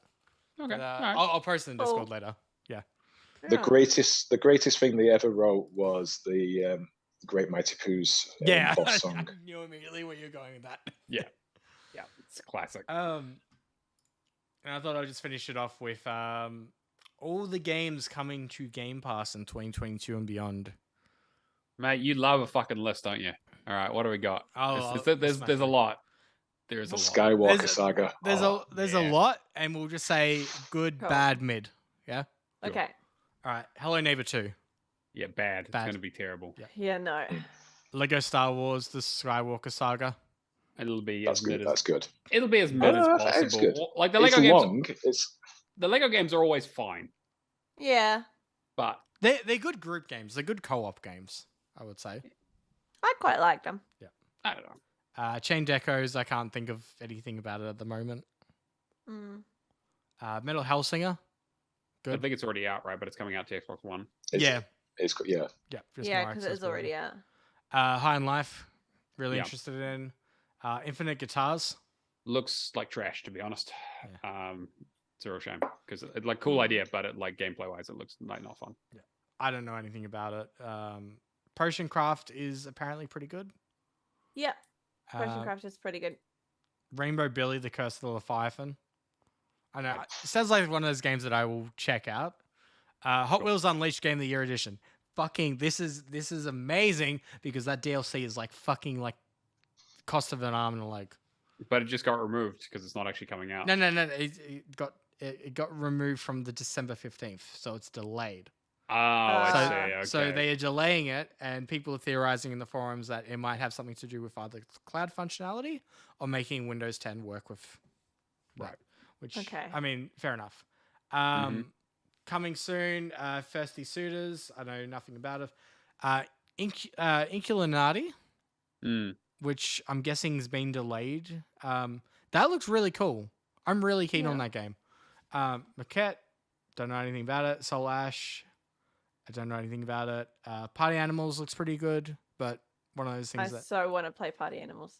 Yeah, just no answer to it. I haven't heard anything about it for a while. Yeah. The Big Con, which I played early in the year. Pretty fun. It was on my list for Secret Santa. Yeah. Persona 3 Portable and Persona 4 Golden. Yep, playing it day one. Monster Hunter Rise, which was the other big news that came this week. It got leaked that it's coming to Game Pass on January 23rd, 2023. February. I'm really happy for people who really enjoy that series, but it's an investment. It's a slog. You need to be into it, and you probably need a group as well. Yeah. But Game Pass is a great way to get people into it. So Atomic Heart, I'm really fucking keen for, just because it gives off those Exodus but like sci-fi kind of vibes. Wolong, Fallen Dynasty looks really good. Amnesia, I'm not really. I don't know. Are the Amnesia games good? I like Dark Descent. Dark Descent is actually really good. Okay. Machine for Pigs is okay. Yeah. I haven't played Rebirth yet. I'll pretty much just go through the main ones. Minecraft Legends, which I'm pretty interested in seeing how well that will do. Kind of makes me wonder like how far they're going to stretch the Minecraft IP. As much as possible. Yeah. Starfield we already discussed before. Redfall I'm pretty keen for. Last Case of Benedict Fox will be like a nice, I think, shorter kind of like side-scrolling experience. Mm-hmm. Forza, I mean, Shining Wheels, Planet Alana, and Lightyear Frontier look pretty good. The only other ones in here that I'm like really keen for are Liza P. Mm-hmm. Bloodborne, but on Xbox. Yep. Yep, Bloodborne, but on Xbox. Flintlock, The Siege of Dawn, which I believe was the same team as. Oh, I just left. Is it Echo's Generation? Echo Generation. Echo. Yeah, that just left recently. Yeah. Yeah. That one. Replaced, which kind of has. No, you're thinking of the other one. They did Ashen, the Flintlock people. Oh, okay. Sorry. What's the other one I'm thinking of then? I don't remember. I know what it looks like, but I don't think it's coming to Game Pass. Okay. Turnip Boy Robs the Bank. Because because that first one was amazing. That was very funny. GoldenEye 007. And then a whole bunch of like, Everwild, Avowed, Fable, that kind of stuff that we're still waiting to hear on. As well as Stalker 2 and Age of Mythology Retold. Yeah. It's gonna be a busy year. Yeah. I mean, this is probably going to be the next few years, in all honesty, towards the end of the list, but... Sure. But yeah, really curious to see how it goes. Games we've been playing? Oh, Game Pass. Yes. It's not really... I'll quickly refer it. December 1st, Eastwood, The Walking Dead final season, and Turtle Reliable Delivery Service. Lego Star Wars is coming out on December 6th, as well as Hello Neighbor 2, which if you're into Hello Neighbor, I don't know how. It's not my kind of game. December 8th, Change Echoes and Metal Hellsinger. December 13th, High on Life, which we're all pretty keen on, Potion Craft. And December 15th is Rainbow Billy, The Curse of the Leviathan. Hot Wheels Unleashed should release sometime in the month, but there was a statement saying that it's been pushed back at this stage. I'm not sure to when. Games leaving, we have 11. Aliens Fireteam Elite, Breath Edge, Dragon Quest 11, Firewatch, Lake One Piece, Pirate Warriors 4, Neoverse, Race with Ryan, Record of Lotus War, Deadlit in Wonder... Elite in Wonder Labyrinth. It's a very long title. That's way too long. EA Sports Rory PGA Tour and Transformers Battlegrounds will leave on December 15th. If you're keen to pick up to play some games before they leave Game Pass, highly recommend doing Firewatch and Lake. Mm-hmm. And if you can stomach it, Race with Ryan. Yeah, Race with Ryan. Play it on mute. Play with mute. Play it on mute. Listen to our podcast. You'll be fine. But yeah. All right, now games we've been playing. All right, I'll go first because I don't really have a lot to talk about. I've been playing How to Survive Storm Warning Edition with our good friend Mike. So we've been working on that. It is very fucking buggy. It's crashed on us multiple times, and we've had trouble even connecting. So it's an awful, awful game. But I've had it on the tag for since 2016, so I need to get it done. So this is the good opportunity to do it. When it works, it's a relatively fun game, but it has all those survival mechanics of like, hey, you got to manage your like hunger and thirst and sleep. And I'm like, this is not what I don't enjoy this bullshit. I try and do that in real life, and I struggle with that. So why am I going to do it in a video game? Exactly. Yeah, that makes sense. And then it's like, oh, you can use your level ups to like half those amounts that those go down. I'm like, so you basically you've created a problem and now selling me a solution. Wonderful. So I'm not super enjoying it, but it's fun to play with mics. So it's like, co-op makes pretty much everything better. I finished up Scarlet Nexus, so I was talking about last week. So I got to the end of the game, and then I did my second playthrough, which again, it's a new game plus, so you can just carry your character. You play a different character, but carry your levels over, and just steamroll through the whole game. A little bit of grinding, like an hour of grinding at the end to get the last achievement. But was the story more enjoyable playing from the? Yes, I think that. Yeah, I think that if you are going to play this game as a PSA, play Yuito's story first. Because the problem with Kasane, the second character, is that if you play her story, it kind of ruins any of the mystery because they answer all the questions. Whereas like Yuito's story is like you go through all the stuff and you hear about all these things, and then you get to see them playing Kasane's story. Where the other way around, like I was end up skipping like cutscenes towards the end because I was like, I've already know what happens here. I've seen this. Yeah. Like not adding anything to the story. I really feel like they should have like they did with like Nier. They should have made you play as Yuito first and then unlock Kasane afterwards. The game is very, very similar. I prefer playing as Yuito. I like his skill set a bit better and his upgrades. Like it's it's a fine game. You can play it on super easy. It doesn't affect achievements or the amount of experience you get or anything. Actually, if you play it now, you actually have you get like chips that you can install to improve your stats. One of the chips is like a no death one that like never lets you die, so it always drops you to 1 health and you can't go any lower than that. And one that doubles your experience. So if you just want to like have like a chill playthrough and just kind of experience the weird anime story, you can do that. The story didn't really get any better. I'm not going to say like I don't know what happened because I kind of get like I understand like the story itself, but the world makes no fucking sense. They don't really explain like they hand wave like in a story like that you can hand wave and be like, oh yeah, like magic technology, don't worry about it. But they just start saying things that don't make any fucking sense around like connected brains and like oh, we all have powers, which also means that we have like Wi-Fi in our brains so we can use the internet. I was like, how's that explained? Oh, I don't know. Also, how are you guys connected? And it's like, oh, we just have like wires that come out of nowhere that go into the back of our heads that allow us to use each other's abilities. How does that work? No, it doesn't. No idea. What about the system that we mentioned at the start of the game? Yeah, never mentioned again. Don't worry about it. Anime logic. Like anime logic, but like to an extent where I was like they throw a lot at you in this game.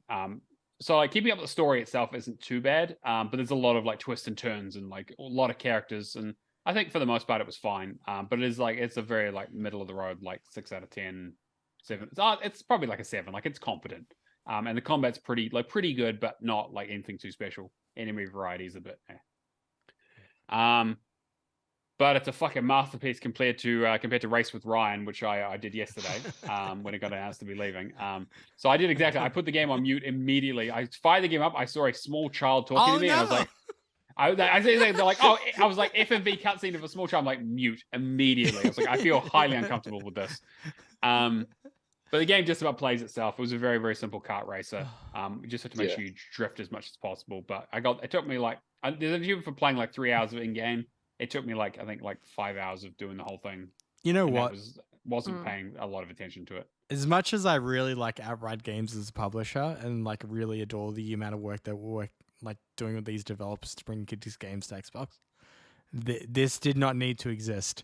This never needed to exist. I'm pretty sure there's another like Ryan game now as well. Jesus, they're really exploiting. Oh wow. I think it's like it's like Super Ryan's Adventures or something. Yeah. Oh my god. I mean, he was the richest kid on YouTube for like one point. I'm pretty sure. Yeah. But yeah. I'm sure that'll go well for him, and he's not going to have a drug abuse problem by the age of 12. Surely not. I've also been playing. Again, I've been working a lot of leaving stuff that's leaving Game Pass. I'm playing Record of Lotus War. It's very similar to Touhou Nights, which left Game Pass a few months ago. Same developer, very, very similar in terms of like systems. Plays a little bit differently in terms of mechanics. A bit more like Symphony of the Night, more like sort of traditional sword and board, as opposed to like range combat kind of stuff. It's good. I like it. I've only played a few hours of it. It's relatively straightforward. It's not a very long game. Collectibles, Metroidvania, side-scrolling, fill out the map, find secrets, learn new abilities. I just got the double jump, for example. It's got a cool kind of like Ikaruga style color mechanic where you switch between fire and wind. And so it's like you need to like look at the colors of attacks coming towards you, and like some enemies are weak. Like some enemies don't get damaged if you're using one, so you need to switch to the other, but it means you're vulnerable to their attack. So it's like you switch between them, and sometimes like you need to go through like, hey, I fought a boss. It was like a fire Jin and a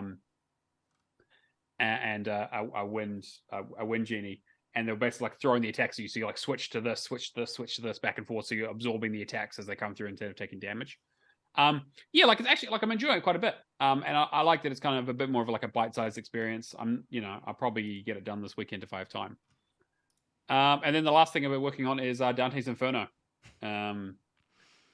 fuck me, what a nightmare this is. I'm absolutely going to hell and back on this one because it is it's a cool game, but man, is it aged rough.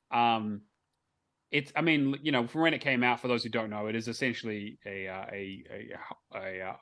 homage to the original God of War games, in that it plays exactly the same, and has a fixed camera and you dodge with the right stick. The fixed camera is one of the worst things about it. But most of the game is relatively easy if you play the original game. The original list, you can put it on the easiest difficulty, run through it, get all the achievements, have a good time, explore hell. The challenges they added in DLC are very, very difficult. So they have 25 single-player challenges and 15 multiplayer challenges, or co-op challenges. Friend of the show, Keo, who's been on before, him and I have been working on that. We finally got back to it after a few months of being busy. And we finally made some progress where we're down to 2 multiplayer challenges left. We actually managed to get 2 of them done last night, which I was very, very happy about because we made no progress the night before. But yeah, I'm really, like, if I get this game done, if I get this last achievement, it would be one of my proudest completions of all time because it is me really pushing up against my skill ceiling in terms of the types of games that I'm good at. Because then I still have to go and do all the single player challenges as well. I think I've got like 15 of those left, so we'll see. Excuse me. The thing I remember about Dante's Inferno is, do you remember when EA got in trouble with the marketing with Dante's Inferno at E3? That's right. And they challenged people to sleep with a booth babe for the sin. It was for lust. They were sent. I remember they sent around like things to reviewers, like of like what sins people are guilty of and stuff, and it was some controversial stuff. Sleep with a booth babe. That's man. Fucking E3 was a fucking wild time. But anyway, that's like all I've been playing. I'm probably just gonna be working on sort of stuff leaving Game Pass. I'm looking for my next kind of project game now that I'm done with Scarlet Nexus. So let me know if you have any suggestions. Charlotte, what have you been working on? Not much at the moment. Again, I'm still doing cleanup of Monkey Island, so I'm working on now cleaning up some of the achievements I didn't get within the chapters, within the parts, and which is really that's not hard at all. It's just going back and making sure that I have the right saves to go back to the certain parts that I need to. The hardest part will be the grind to get all of the trivia cards, and I've decided what I'm gonna do is I'm just going to play through the story and do it that way, because you can just use tab to find the cards and then click on them, but you have to just go back and forth between different things. So I'm just going to roam around until I get them all and then just complete them all that way. Because I don't think I need to check and see what achievement it is that has to be on hard difficulty for. I don't think it's that one. I think those ones are fine. I don't think they have to be in hard difficulty for them, but there's one specific one that you do need to have hard difficulty on for it. So I need to double check that. But I love this game so much. It makes me so happy. Like, I love the story. It's funny, and like the ending is just perfect. And then they even go as far as explaining why they did it the way they did it, and there's like a letter in the back of this book that once you've unlocked the story, there's the letter and you can go and read the letter, and it just tells you a little bit about why they made this game and like the future. So, which I think is really cool. I liked that part of it. The other game that we've gone back to with Mike is Nobody Saves the World. So we're going to try and get that cleaned up a little bit more. So we're doing just as much as we can each week. Because we're now kind of a little worried that that's going to be on the chopping block soon. January. Yeah. Yeah. It's not too bad. It's very, very grindy, and we have fundamental issues with this game. We've talked about it multiple times. Every time we play it, we talk about the same thing. It's the same thing. It's the fact that you have to change your character every time, and you can level them up to a certain point, and then you have to go, okay, I can't do this until I unlock that one, and I can't unlock that one until I get to this point, and we don't like that aspect of it. We kind of want to just be able to play one character, level it all the way up to S rank, and then move on to the next. because we don't like the chopping and changing and having to readjust our gameplay style between the different styles of characters. See, I that's weird to me in a way, because that's what me and Firehawk liked about it. See, we don't. We hate it. Yeah. Like, it's the biggest issue with us for that game. And the reason why, like, we're playing it and we have to complete it because we have to, right? But that would be what we would change. I just really enjoyed that level of discoverability in... Oh, I like the discoverability. I don't like the fact that it locks me. Oh, okay. At like B rank, because I can't then use something because I have to unlock the robot, which I can't unlock the robot until I get these other two to an A rank.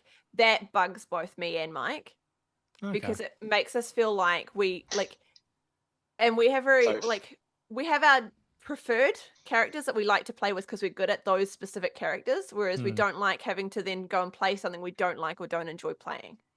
Yeah, it's like the game saying, "Oh no, you have to," like forcing you to, like, "Oh no, you have it's to." It's forcing us to change our gameplay style every single time we change character, and that's what we don't like about it. Like I can we have our skill sets, and they're not compatible with every single character that they have in this game. Like there's, what's the best way to explain it? The DLC is very weak in my opinion. Okay. I'm not sure if you've touched the DLC. We haven't touched it yet. We're going to. I think we're going to try and look at getting it next week. Yeah, it's essentially solve puzzle by, it doesn't limit you to characters or anything, but it's like that discoverability, again, finding what's the best character to use their skill set to get through. See, that's fine. That is fine. I like that side of it. It's tedious, though. It's very tedious. Yeah. Well, it's already tedious anyway. The whole entire game is very tedious and long. I don't feel like anyway. That's just because we okay, so for us, I love the fact there's so many different characters. That's great, but I wish it gave us more choice. We feel like there's not any choice in what we can pick and choose. Like, I love playing as the mermaid. That's my favorite character, but I can't continue to play her because we have to go and level up all of these other different characters.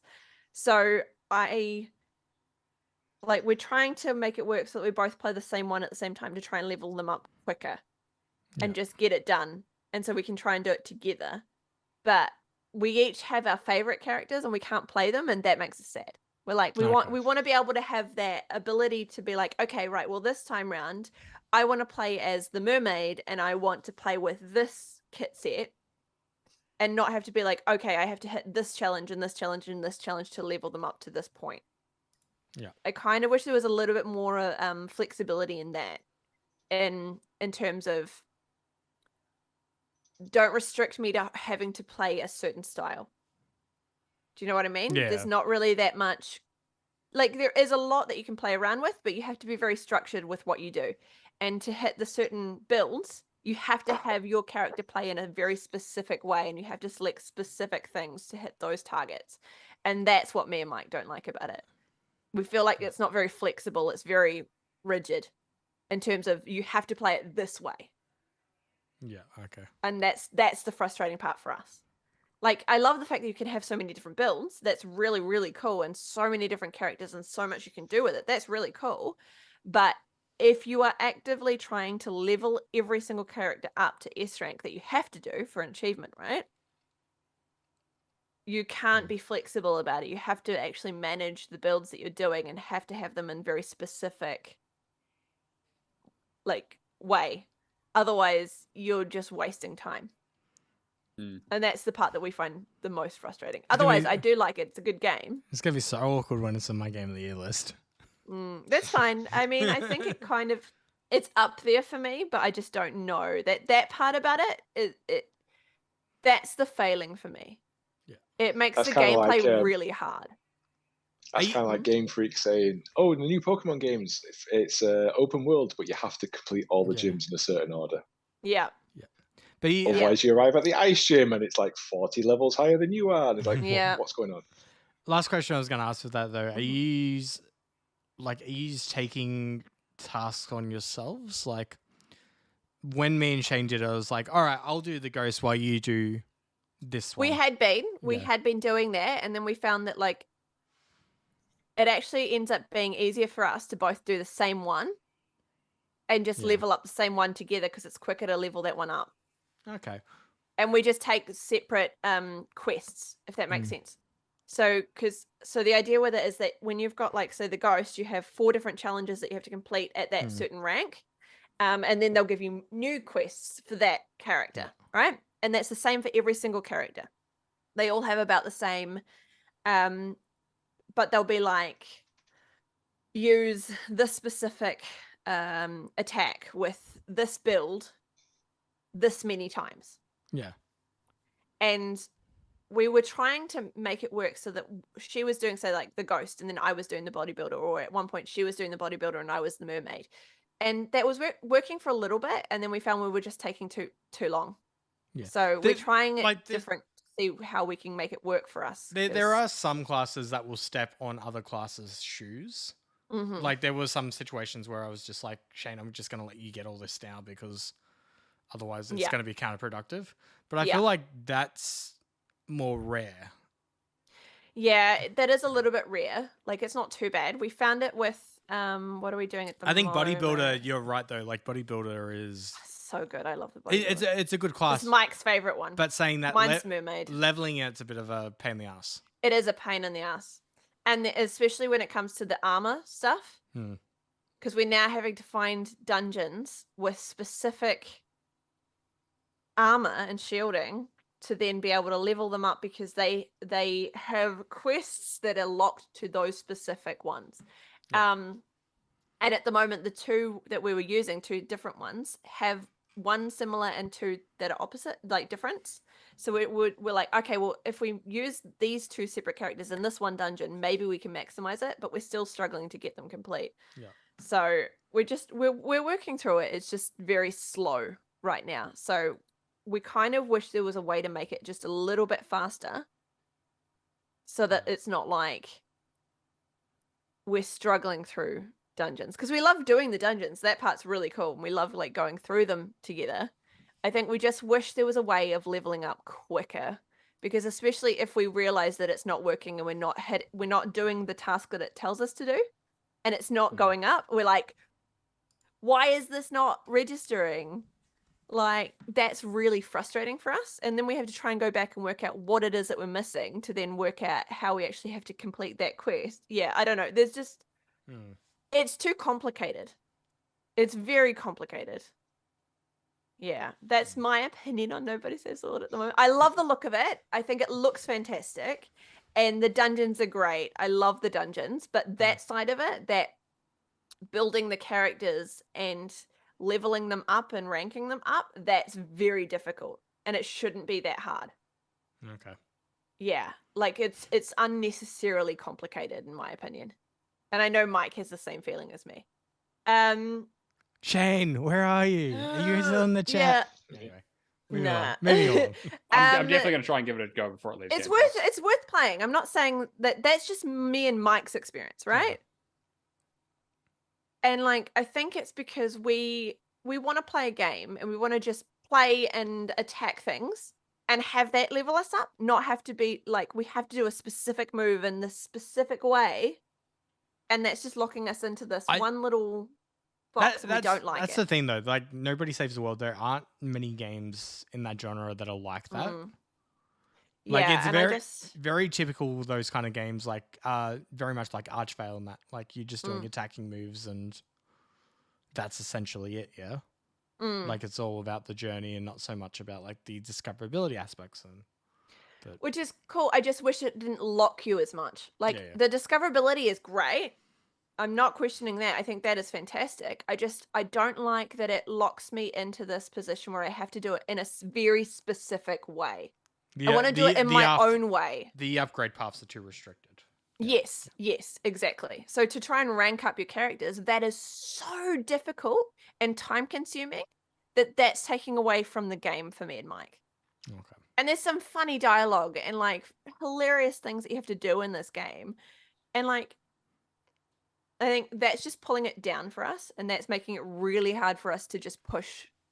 I mean, it's got that drink box humor to it. It's got the oh, it's so funny. It's fantastic. I love it.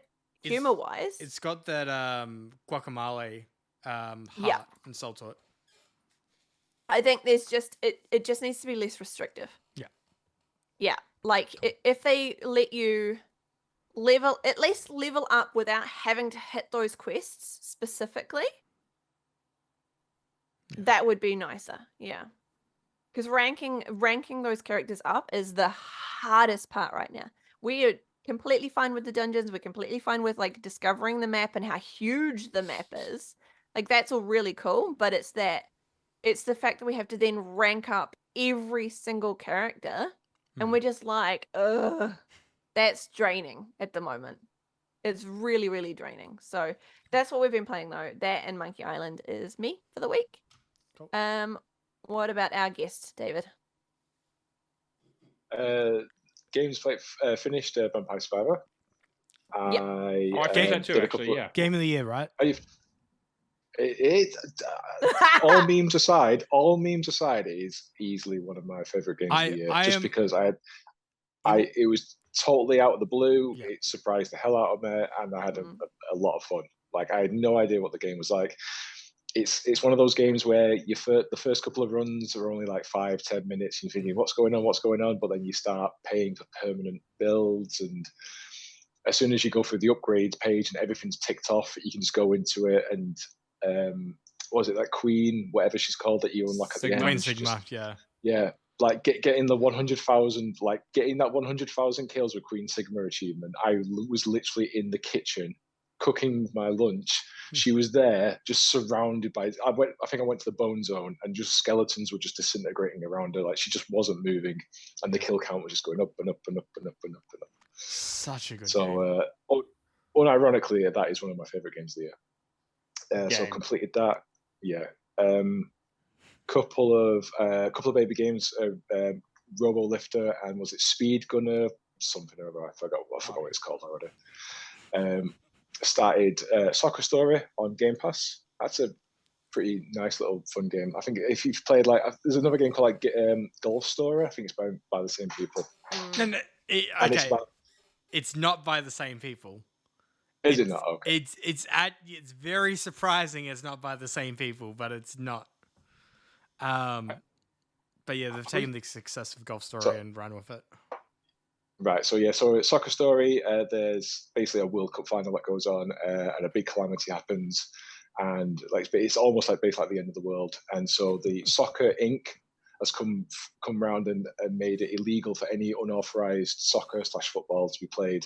So all soccer is sanctioned, and it's boring, and you play either a young boy or a young girl, depending on what you pick, and a magical soccer ball finds you and grants you skills, and you try and build up regular soccer to bring it back to the masses again. Okay. How much of this game have you played so far? I've beaten the first team, the Toddlers. And I need to point something. Toddlers FC. I need to point something. So I found else. the Pando. Yeah. We have a UK guest on, and he is actively using the word soccer. It's just what it's called. It's called Soccer Story. Although I went into the menu and picked English football rather than English soccer. That's good. Yeah. So I chose that option. Mike Rose, that I've talked about on the show before, that he owns the publisher No More Robots, who's doing this at the moment. So much of the marketing campaign has been and use that alternative name, Football Fable. Just great. Football Fable. Well, I do like it. In the first zone you go to, there's there's lots of people you can talk to, but there's literally two people. One of them's holding an S sign and the other one's holding an F sign, and they're both protesting against each other about it's called either soccer or football. Cool. That's a nice little nod. Okay, this is going to be a weird reference, but have you guys ever heard of? Well, first of all, have you guys ever heard of Charles Barkley's "Shut Up and Jam"? I've heard of Charles Barkley, but I'm not sure about. So Charles Barkley's "Shut Up and Jam" was like a basketball game. I think it was on what I can't remember what system was. It was maybe might have been the SNES or even earlier than that, right? And it was like a basketball game that was not super well received. It was okay. Someone took the assets from the game, put it into RPG Maker, and made Charles Barkley's "Shut Up and Jam" Gaiden. The plot of what you've just described is basically the plot of that game, where Charles Barkley, during a basketball match, does the chaos dunk, and it basically creates a calamity that nearly ends the world and gets basketball banned. And then he gets hunted down by Michael Jordan and the basketball cops. So you describing this game as being like, man, maybe I should play that. Actually, that actually sounds pretty good.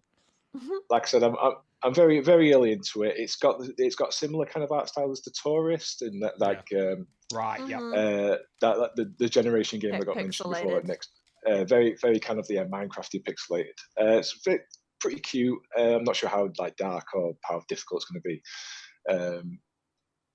Some of the achievements are pretty. You get quite a few quite early on. Like there's achievements for like help this society. Like there's one that's like the target society, the goal society. And as soon as you complete their like first task, you get the achievement. But then there's like, oh, do the next task to earn more skill points. So you don't have to complete say 5 tasks. Right. As soon as you've done the first task, you get the achievement for that association. So the game will throw say like, go on. I was gonna say, is there any like? I know that the Steam page has multiplayer stuff. Is there any multiplayer achievements, or is it all single player? I think it's all single player. There's 3 achievements. There's lose a match, draw a match, and win a match, which you can get against you can get against the toddlers, because in the options there's story mode and quick match mode. A quick match mode is basically you play a game of soccer, right? But you don't get the achievements for that quick match.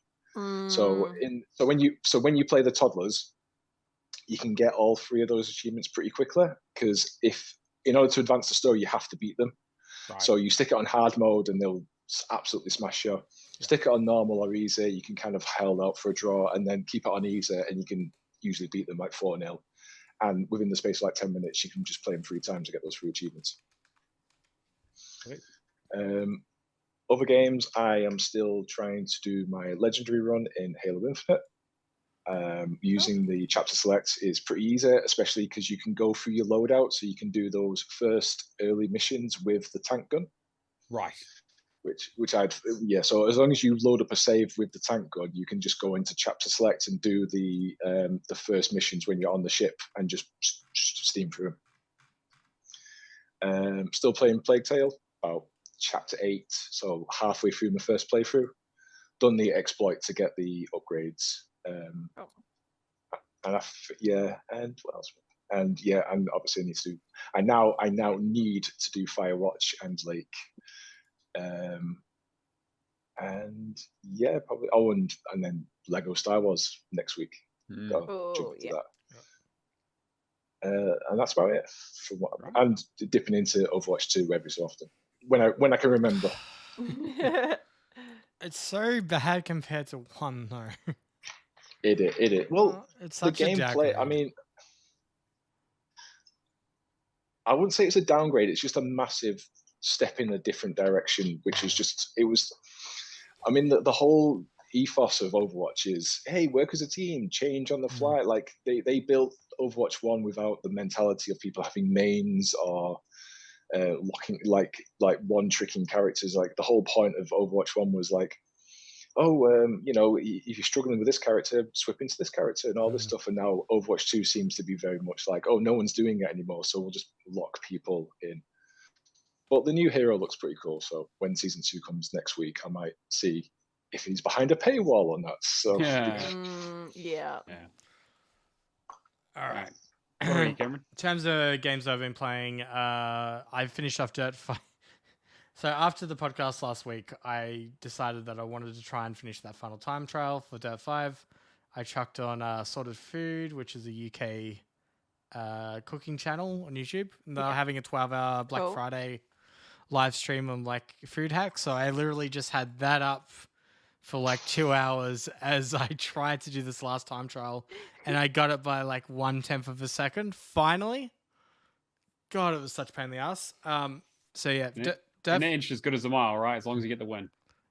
Yeah, it's like what Don says in Fast and the Furious. Winning's winning. Winning's winning, yeah. But yeah, finally good to get that off the hard drive.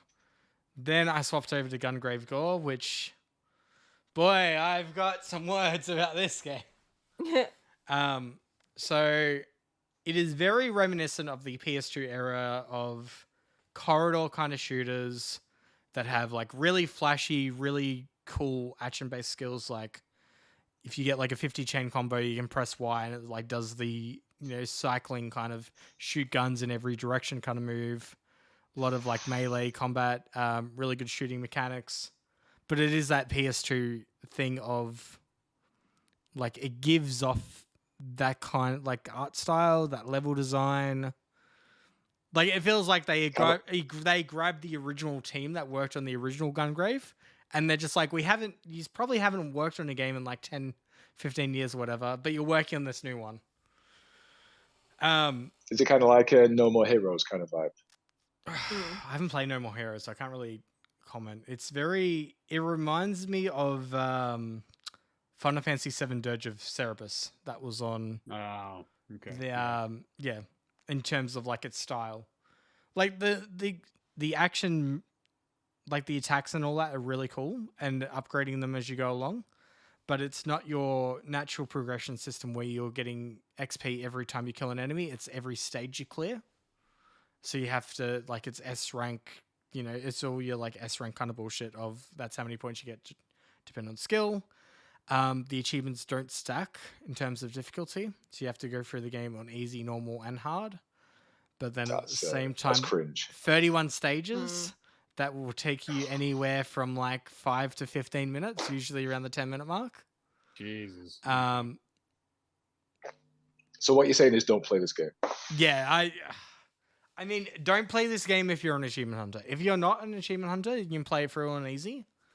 Like, it does have sections where, because your main character is very, like, he has the melee weapon on his back. He's very heavy and bulky to move. It's very, like, Gears kind of movement style in a way.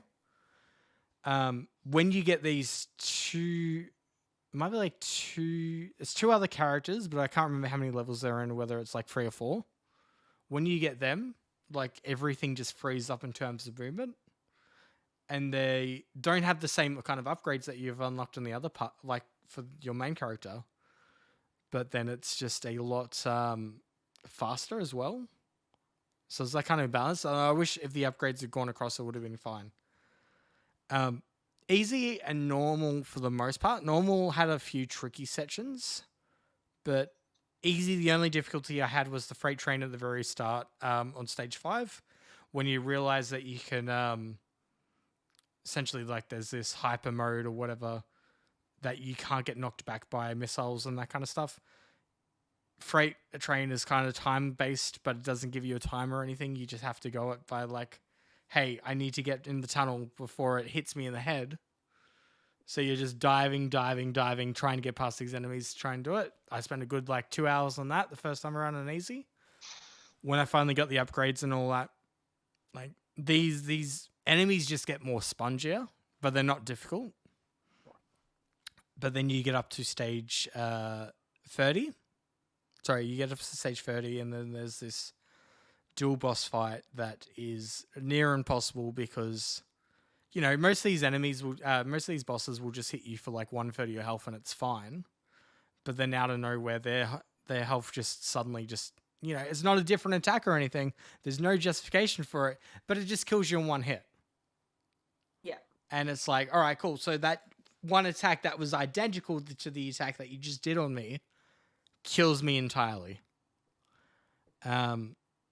How?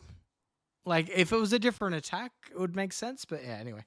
And then stage 31 has this final boss, but the corridor before it, all these really spongy enemies come out of these tanks the whole way, in a very enclosed corridor. So you've got demolition points, which is essentially you fill up a bar and you use them to clear an enemy and take out, clear out your enemies. If you stack 3 demolition points, there's this bullet seed movement that basically just one-shots them all. So then it's dive around this room, very narrow corridor, which you get stuck on stuff constantly. Use the seed attack, take down some more tanks open, try and hide around a corner to get your 3 demolition points up again, go to the other side of the room, use the same attack, more tanks open, repeat the process, and then hope to God that you don't get killed in one hit. Amazing. So that that took me a good 2 to 3 hours. And then you get to the final boss, which is the pushover, and like takes like 5 minutes. And it's like, how the fuck did I just get stuck in a corridor for 3 hours?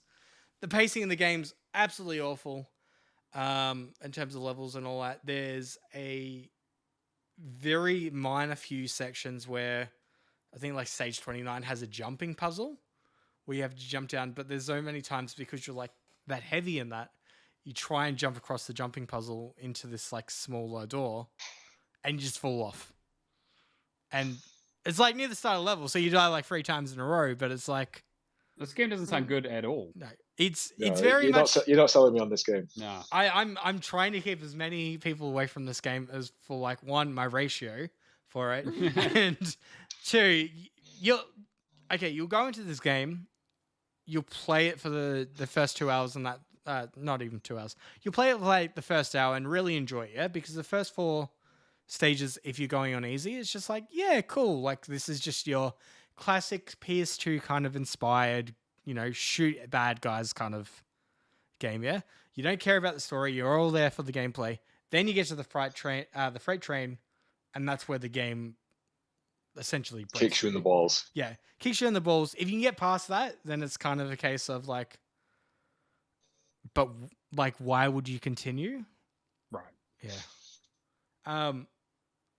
This is the thing, like, I know this game went through development hell, but there's a few stages if they had removed and rebalanced the bosses, it would have been fine. The hard mode's just a lot of BS, really, too.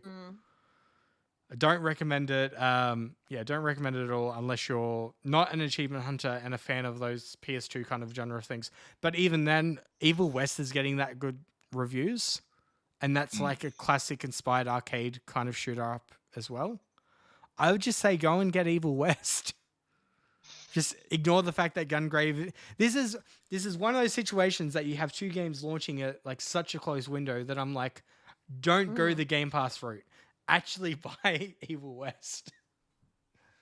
Or wait 6 months when Evil West comes on Game Pass. Probably. Exactly. Or that. But yeah. That I basically just put what a train wreck. And then last night I decided that I was really in the mood for playing games like Limbo and that. So I've gone back I went and did Somerville first, which I was really digging the whole War of the Worlds kind of vibe at the beginning of the game. I'm just like, this is like visually fucking amazing. Like there's a, when you're near the end of the, when you're near the end map, when before all the bullshit's, during all the bullshit's happening, and then there's the carrier and the red drop like background and all that. Yeah. Like that was stunning to me. I love that. I had to take a screenshot of it. Everything that pursued past that point though, it was like, I don't understand. It's not a long game, but yeah. I got it done in like 2 hours. It was enjoyable, but I just left with more questions than answers. I'll tell you what, it is a good game though. Inside is everything that I was really enjoying with Somerville, but a lot more understandable of a story. The only problem with Inside for me is the fact that I got up to I think it was the Unfathomable achievement, which is apparently buggy. To which point I had to hard reset my I don't think the achievement unlocked until I hard reset my console. So if you're having issues with 2 of the buggy achievements in the game, I highly suggest do that. Go back to the checkpoint prior to when you're picking up the collectible, and then do it that way. But yeah, Inside was a pretty much a breeze. Yeah. Other than a glitched achievement, but really enjoyable. I'm really debating going to play Limbo now and seeing if I can do what is it, less than 5 deaths? Yeah. Less than 5 deaths, and also that they kind of, when you've got all the eggs and you have to go through that totally pitch black section. That part is really cool. It's hard. Yeah. Yep. I'm kind of like, do I just do 5 minutes of guide, do that, and then kind of do Limbo? But I don't know, still debating it. But that's what I've been playing this week, and pretty much just going through all the short story based ones like Return to Monkey Island and that now. Monkey Island's All right. That and Beacon Charlotte. Pines. Oh, Beacon Bacon Pines Pines is is amazing. Yeah. Leaderboards, Charlotte. Yep. 1 second, just pulling it up now. Leaderboard. Where are you? There you are. Okay, in third place we have Valak C with 8,370. In second place we have Thrash Forever with 10,870. And then in first place we have Jimbot UK with 14,880 gamer score. Oh, numbers are getting back up there again. Yeah, they're certainly higher again than before. Last week everyone was just taking a break. It's fine. And then for completions we have Berserk Lemon with Fallout 4 PC. Hack and Pone with Superland, Space Warlord Organ Trading Simulator, Archvale, and Paw Patrol. The Natolinator with Wheel of Fortune and Realm Royale Reforged. Rapture with Baby Games, as usual. Just Jake SD with Fable 3, Axiom Verge, Metal Gear Solid 5, Ground Zero, and Records of Lodos War.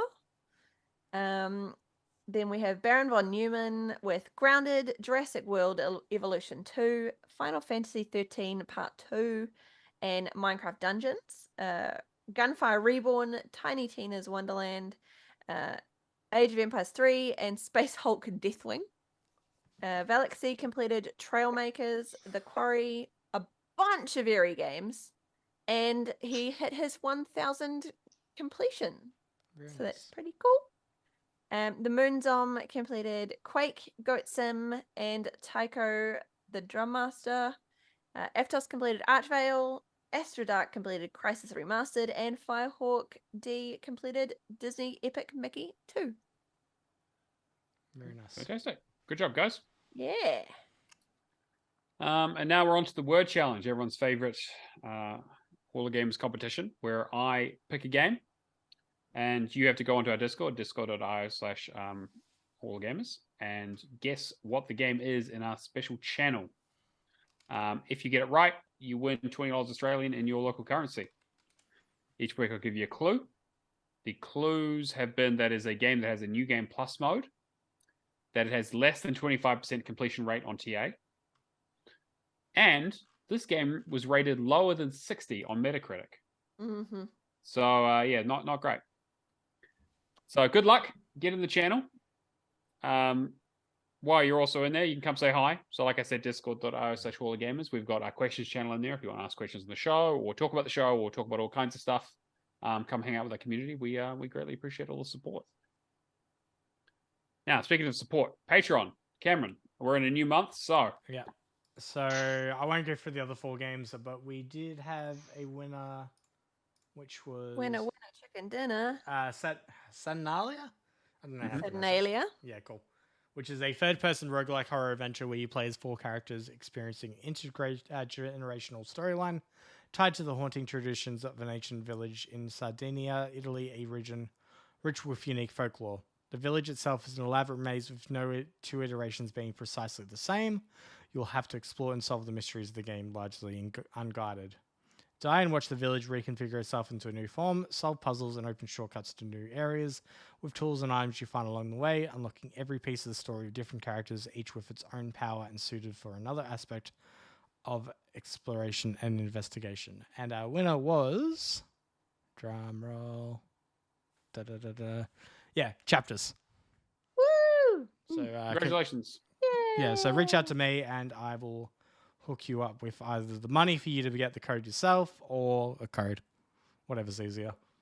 Other than that, for the Patreon, we do a other podcast called Lights, Camera, and Action, which we're in the process of sorting out a time to record the second half of. Yeah. For Max Payne.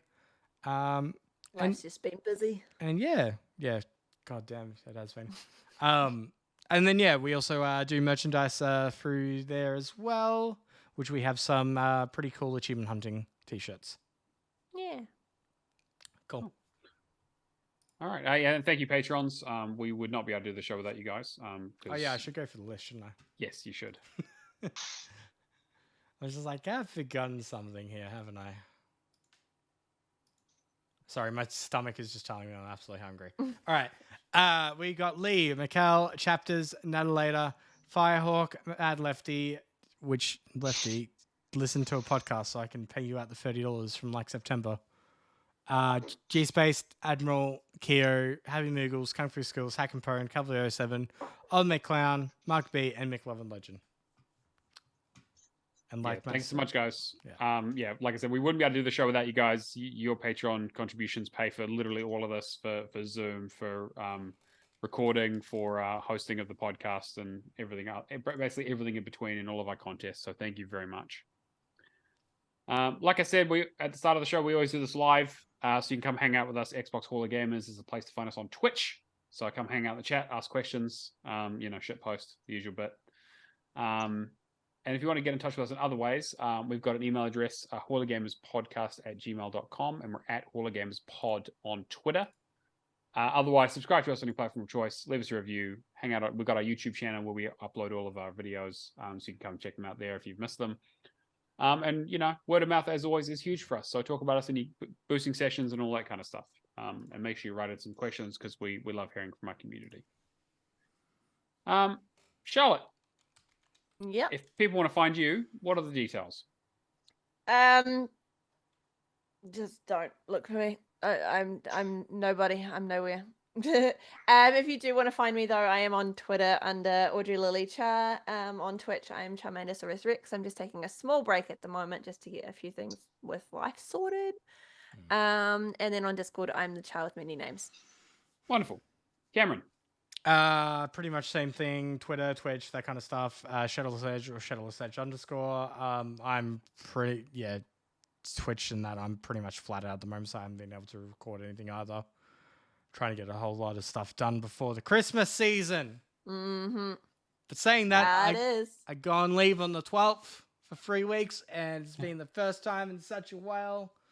Joblessness does not count. I swear. Mm-hmm. Mm-hmm. Yeah. 100%. But yeah, it'd be good to actually, relax and play some other games, some longer games. Fantastic. David, have you got anything you want to shill? Yes, you can find me on Twitter at David Milloy82, on Xbox, Sonic Fanboy, 2 separate words, capital S, capital F. On Insta, it's just David Milloy. On Discord, David Milloy with an underscore, David _Milloy. Twitch, if I ever decide to stream ever again, it's David _Milloy. And Hive, which is everyone's favorite at the moment. Hive's just David Milloy. Hive's down at the moment, David. Is it? I've not been on it for like 2 weeks. I literally honest, signed in. I would avoid Hive. Everybody signed up, and then they found out they got a whole bunch of security issues, so the server's being shut down. Oh, so I see. So I'm glad I deleted my Hive. Not the bee's knees. I think. Yeah. I went in to secure the secure the username, did a couple of posts, and I've not been on it for like a week. Yeah. But yeah, Twitter's the easiest one to get me on. Like I said, at David Milloy82, and on Xbox, Sonic Fanboy, 2 words, capital S, capital F. Fantastic. That's when you can find all his dad jokes. Yeah, that is by the way. They are fantastic. And then you can find me, as always, on Neomaster on everything, True Achievements, Xbox, and Discord. All right, well, that's going to bring us to the end of episode 63 of the Xbox Hall of Gamers podcast. Thank you all for joining us. Thank you to our wonderful guest, David, for coming and hanging out with us. Thank you. It's been a pleasure. Across all the time zones. We greatly appreciate you making some time for us. And thank you, as always, to my hosts, Charlotte and Cameron, for being wonderful human beings in general. We will catch you guys next week. See you later. Don't lie to our audience like that. Bye. Rude. Bye. I never promised anything about being a good human person.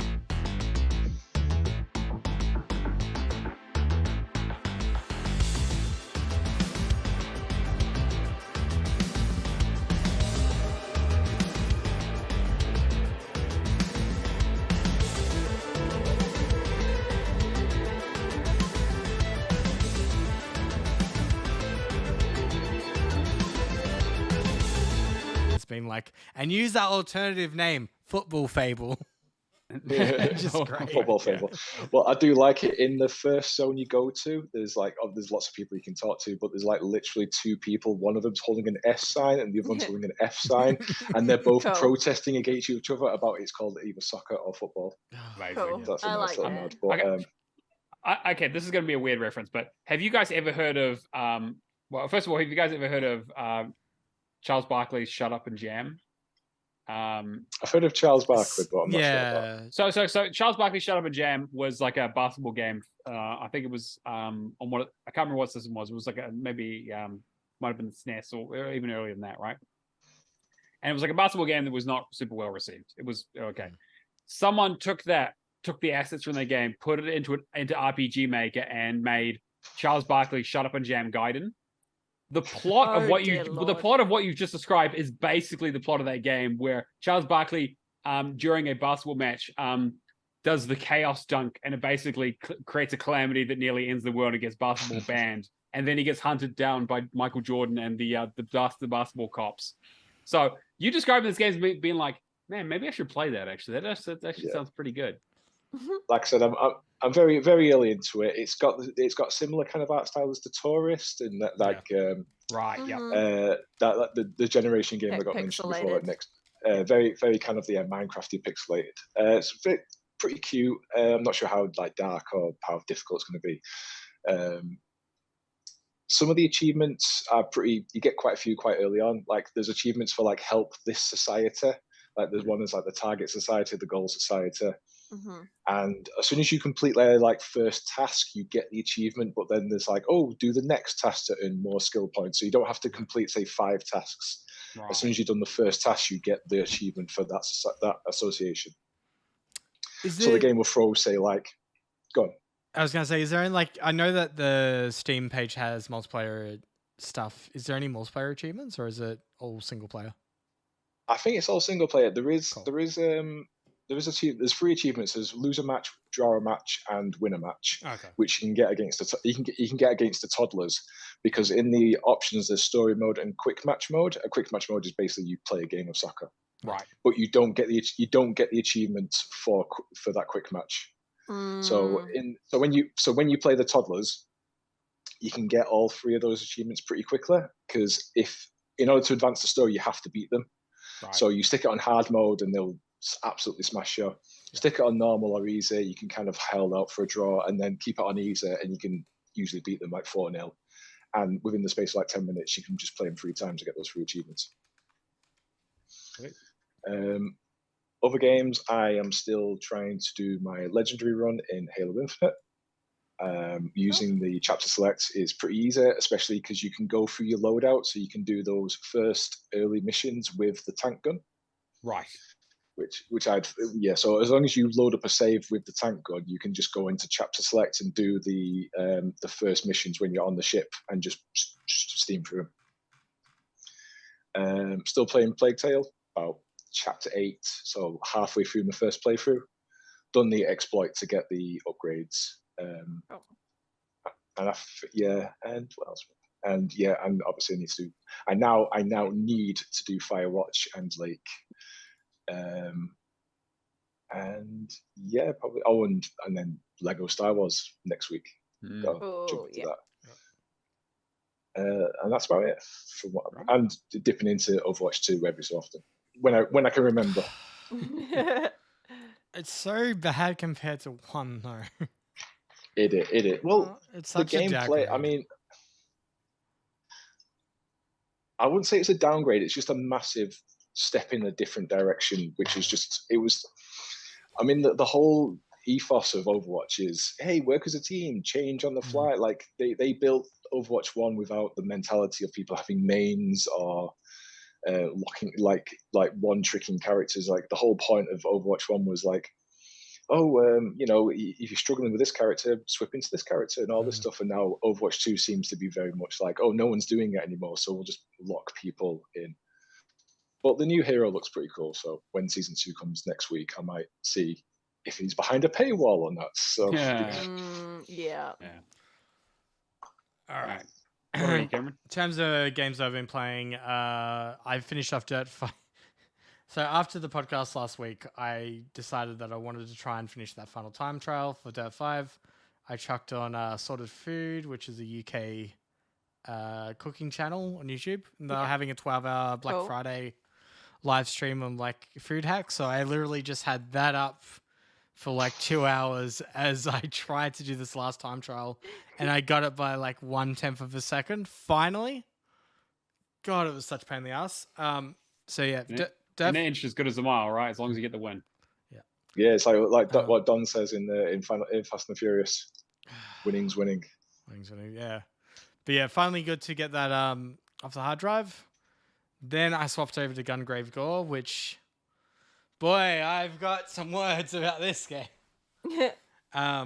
So it is very reminiscent of the PS2 era of corridor kind of shooters that have like really flashy, really cool action-based skills. Like if you get like a 50 chain combo, you can press Y and it like does the, cycling kind of shoot guns in every direction kind of move.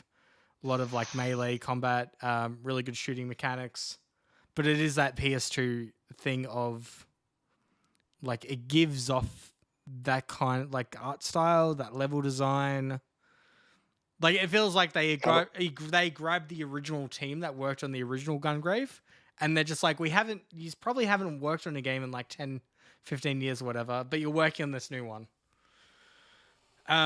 Is it kind of like a No More Heroes kind of vibe? I haven't played No More Heroes, so I can't really comment. It reminds me of Final Fantasy VII Dirge of Cerberus that was on. Oh, okay. Yeah, in terms of like its style, like the action, like the attacks and all that are really cool, and upgrading them as you go along. But it's not your natural progression system where you're getting XP every time you kill an enemy. It's every stage you clear. So you have to, like, it's S rank, it's all your, like, S rank kind of bullshit of that's how many points you get depending on skill. The achievements don't stack in terms of difficulty. So you have to go through the game on easy, normal, and hard. But then at the same time, 31 stages. That will take you anywhere from like 5 to 15 minutes, usually around the 10-minute mark. Jesus. So what you're saying is don't play this game. Yeah, I mean, don't play this game if you're an achievement hunter. If you're not an achievement hunter, you can play it through on easy. Like it does have sections where, because your main character is very, like, he has the melee weapon on his back. He's very heavy and bulky to move. It's very like Gears kind of movement style in a way. When you get these two, it might be like it's two other characters, but I can't remember how many levels they're in, whether it's like 3 or 4. When you get them, like everything just frees up in terms of movement. And they don't have the same kind of upgrades that you've unlocked in the other part, like for your main character. But then it's just a lot faster as well. So it's that kind of balance. I wish if the upgrades had gone across, it would have been fine. Easy and normal for the most part. Normal had a few tricky sections, but easy, the only difficulty I had was the freight train at the very start on stage 5, when you realize that you can essentially, like, there's this hyper mode or whatever that you can't get knocked back by missiles and that kind of stuff. Freight train is kind of time-based, but it doesn't give you a time or anything. You just have to go it by, like, hey, I need to get in the tunnel before it hits me in the head. So you're just diving, trying to get past these enemies, trying to do it. I spent a good, 2 hours on that the first time around on easy. When I finally got the upgrades and all that, like, these enemies just get more spongier, but they're not difficult. But then you get up to stage 30. Sorry, you get up to stage 30, and then there's this dual boss fight that is near impossible because, most of these enemies most of these bosses will just hit you for like 1/3 of your health and it's fine. But then out of nowhere, their health just suddenly it's not a different attack or anything. There's no justification for it, but it just kills you in one hit. Yeah. And it's like, all right, cool. So that one attack that was identical to the attack that you just did on me kills me entirely. How? Like, if it was a different attack, it would make sense. But yeah, anyway. And then stage 31 has this final boss, but the corridor before it, all these really spongy enemies come out of these tanks the whole way, like in a very enclosed corridor. So you've got demolition points, which is essentially you fill up a bar and you use them to like clear an enemy and take out, clear out your enemies. If you stack 3 demolition points, there's this bullet seed movement that basically just one-shots them all. So then it's like dive around this room, like very narrow corridor, which you get stuck on stuff constantly. Use the seed attack, take down some more tanks open, try and hide around a corner to get your 3 demolition points up again, go to the other side of the room, use the same attack, more tanks open, repeat the process, and then hope to God that you don't get killed in like one hit. Amazing. So that took me a good 2 to 3 hours. And then you get to the final boss, which is the pushover, and like takes like 5 minutes. And it's like, how the fuck did I just get stuck in a corridor for 3 hours? The pacing in the game's absolutely awful in terms of levels and all that. There's a very minor few sections where I think like stage 29 has a jumping puzzle where you have to jump down, but there's so many times because you're like that heavy in that, you try and jump across the jumping puzzle into this like smaller door and you just fall off. And it's like near the start of the level, so you die like 3 times in a row, but it's like... This game doesn't sound good at all. No. It's very much... You're not selling me on this game. No. I'm trying to keep as many people away from this game as for like 1, my ratio for it, and 2, you'll go into this game, you'll play it for the first 2 hours and that not even 2 hours. You'll play it for like the first hour and really enjoy it, yeah? Because the first 4 stages, if you're going on easy, it's just like, yeah, cool. Like this is just your classic PS2 kind of inspired, shoot bad guys kind of game, yeah? You don't care about the story, you're all there for the gameplay. Then you get to the freight train, and that's where the game essentially breaks. Kicks you in the balls. Yeah, kicks you in the balls. If you can get past that, then it's kind of a case of like, but like, why would you continue? Right. Yeah.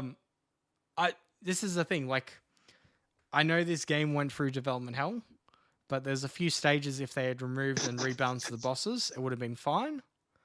The hard mode's just a lot of BS, really, too. I don't recommend it. Don't recommend it at all unless you're not an achievement hunter and a fan of those PS2 kind of genre things. But even then, Evil West is getting that good reviews, and that's like a classic inspired arcade kind of shooter up as well. I would just say go and get Evil West. Just ignore the fact that Gungrave... This is one of those situations that you have 2 games launching at like such a close window that I'm like, don't go the Game Pass route. Actually buy Evil West. Or wait 6 months when Evil West comes on Game Pass. Probably. Exactly. Or that. That I basically just put what a train wreck. And then last night I decided that I was really in the mood for playing games like Limbo and that. So I've gone back I went and did Somerville first, which I was really digging the whole War of the Worlds kind of vibe at the beginning of the game. I'm just like, this is like visually fucking amazing. Like there's a, when you're near the end of the, when you're near the end map, when before all the bullshit's, during all the bullshit's happening, and then there's the carrier and the red drop like background and all that. Yeah. Like that was stunning to me. I love that. I had to take a screenshot of it. Everything that pursued past that point though, it was like, I don't understand. It's not a long game, but yeah. I got it done in like 2 hours. It was enjoyable, but I just left with more questions than answers. I'll tell you what, it is a good game though. Inside is everything that I was really enjoying with Somerville, but a lot more understandable of a story. The only problem with Inside for me is the fact that I got up to I think it was the Unfathomable achievement, which is apparently buggy. To which point I had to hard reset my I don't think the achievement unlocked until I hard reset my console. So if you're having issues with 2 of the buggy achievements in the game, I highly suggest do that. Go back to the checkpoint prior to when you're picking up the collectible, and then do it that way. But yeah, Inside was a pretty much a breeze. Yeah. Other than, a glitched achievement. But really enjoyable. I'm really debating going to play Limbo now and seeing if I can do the what is it, less than 5 deaths? Yeah. Less than 5 deaths, and also that they kind of, when you've got all the eggs and you have to go through that totally pitch black section. That part is really cool. It's hard. Yeah. Yep. I'm kind of like, do I just, do 5 minutes of guide, do that, and then kind of do Limbo, but I don't know, still debating it. But yeah, that's what I've been playing this week, and pretty much just going through all the short story-based ones like Return to Monkey Island and that now. Monkey Island. All right. And Beacon Charlotte. Pines. Oh, Beacon Pines is great. Is amazing. Yeah. Leaderboards, Charlotte. Yep. 1 second, just pulling it up now. Leaderboard. Where are you? There you are. Okay, in third place we have Valak C with 8,370. In second place we have Thrash Forever with 10,870. And then in first place we have Jimbot UK with 14,880 gamer score. Oh, numbers are getting back up there again. Yeah, they're certainly higher again than before. Last week everyone was just taking a break. It's fine. And then for completions we have Berserk Lemon with Fallout 4 PC. Hack and Pone with Superland, Space Warlord Organ Trading Simulator, Archvale, and Paw Patrol. The Natolinator with Wheel of Fortune and Realm Royale Reforged. Rapture with Baby Games, as usual. Just Jake SD with Fable 3, Axiom Verge, Metal Gear Solid 5, Ground Zero, and Records of Lodos War. Then we have Baron von Neumann with Grounded, Jurassic World Evolution 2, Final Fantasy 13 Part 2, and Minecraft Dungeons. Gunfire Reborn, Tiny Tina's Wonderland, Age of Empires 3, and Space Hulk Deathwing. Galaxy completed Trailmakers, The Quarry, a bunch of Airy games, and he hit his 1,000 completion. Very so nice. That's pretty cool. The Moonzom completed Quake, Goat Sim, and Taiko the Drum Master. Eftos completed Archvale. Astrodark completed Crisis Remastered, and Firehawk D completed Disney Epic Mickey 2. Very nice. Fantastic. Good job, guys. Yeah. And now we're on to the word challenge, everyone's favorite Hall of Games competition, where I pick a game and you have to go onto our Discord, discord.io/Hall of Gamers, and guess what the game is in our special channel. If you get it right, you win $20 Australian in your local currency. Each week I'll give you a clue. The clues have been that is a game that has a New Game Plus mode, that it has less than 25% completion rate on TA, and this game was rated lower than 60 on Metacritic. Mm-hmm. So, yeah, not great. So good luck. Get in the channel. While you're also in there, you can come say hi. So like I said, discord.io/Hall of Gamers. We've got our questions channel in there if you want to ask questions on the show or talk about the show or talk about all kinds of stuff. Come hang out with our community. We greatly appreciate all the support. Now, speaking of support, Patreon. Cameron, we're in a new month, so... Yeah. So I won't go through the other 4 games, but we did have a winner, which was... Winner, chicken dinner. Saturnalia? I don't know how to pronounce it. Saturnalia. Yeah, cool. Which is a third-person roguelike horror adventure where you play as 4 characters experiencing intergenerational storyline tied to the haunting traditions of an ancient village in Sardinia, Italy, a region rich with unique folklore. The village itself is an elaborate maze with no 2 iterations being precisely the same. You'll have to explore and solve the mysteries of the game largely unguided. Die and watch the village reconfigure itself into a new form, solve puzzles and open shortcuts to new areas with tools and items you find along the way, unlocking every piece of the story of different characters, each with its own power and suited for another aspect of exploration and investigation. And our winner was... drum roll. Yeah, Chapters. Woo! So Congratulations. yeah, so reach out to me and I will hook you up with either the money for you to get the code yourself or a code, whatever's easier. Other than that, for the Patreon, we do a other podcast called Lights, Camera, and Action, which we're in the process of sorting out a time to record the second half of. Yeah. for Max Payne. Life's just been busy. And yeah, god damn, it has been. And then we also do merchandise through there as well, which we have some pretty cool achievement hunting t-shirts. Yeah. Cool. All right. And thank you, patrons. We would not be able to do the show without you guys. Oh yeah, I should go for the list, shouldn't I? Yes, you should. I was just like, I've forgotten something here, haven't I? Sorry, my stomach is just telling me I'm absolutely hungry. All right. We got Lee, Mikkel, Chapters, Natalator, Firehawk, Mad Lefty, which Lefty, listen to a podcast so I can pay you out the $30 from like September. G-Space, Admiral, Keo, Happy Moogles, Kung Fu Skills, Hack and Pone, Cavalier 07, Old McClown, Mark B, and McLovin Legend. And thanks so much, guys. Yeah. Like I said, we wouldn't be able to do the show without you guys. Your Patreon contributions pay for literally all of this, for Zoom, for recording, for hosting of the podcast, and everything else, basically everything in between, and all of our contests. So thank you very much. Like I said, we at the start of the show, we always do this live, so you can come hang out with us. Xbox Hall of Gamers is a place to find us on Twitch. So come hang out in the chat, ask questions, shit post, the usual bit. And if you want to get in touch with us in other ways, we've got an email address, hallofgamerspodcast@gmail.com, and we're at hallofgamerspod on Twitter. Otherwise, subscribe to us on your platform of choice, leave us a review, hang out. We've got our YouTube channel where we upload all of our videos, so you can come check them out there if you've missed them.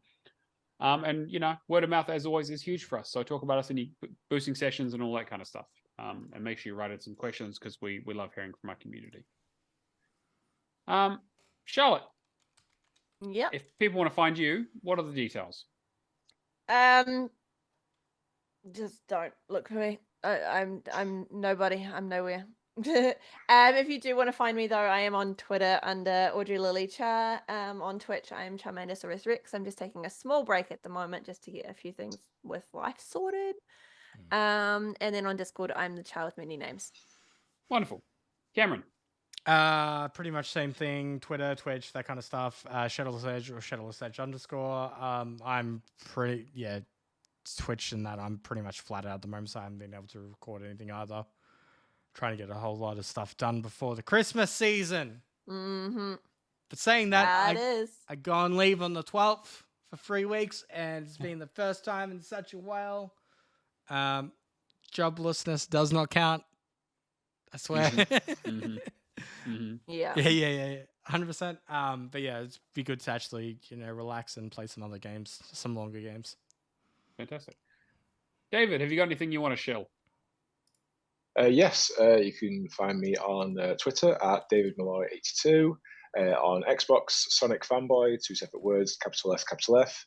On Insta, it's just David Milloy. On Discord, David Milloy with an underscore, David _ Milloy.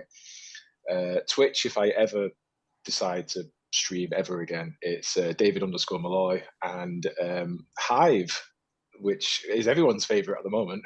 Hive's down at the moment, David. Is it? I've not been on it for like 2 weeks. I literally signed in. I would avoid Hive. Everybody signed up, and then they found out they got a whole bunch of security issues, so the server's been shut down. I see. So I'm glad I deleted my Hive. Not the bee's knees. I think. Yeah. I went in to secure the username, did a couple of posts, and I've not been on it for like a week.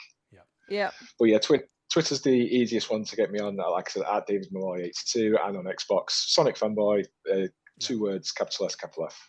Fantastic. That's when you can find all his dad jokes. Yeah, that is by the way. They are fantastic. And then you can find me, as always, on Neomaster on everything, True Achievements, Xbox, and Discord. All right, well, that's going to bring us to the end of episode 63 of the Xbox Hall of Gamers podcast. Thank you all for joining us. Thank you to our wonderful guest, David, for coming and hanging out with us. Thank you. It's been a pleasure. Across all the time zones. We greatly appreciate you making some time for us. And thank you, as always, to my hosts, Charlotte and Cameron, for being wonderful human beings. We will catch you guys next week.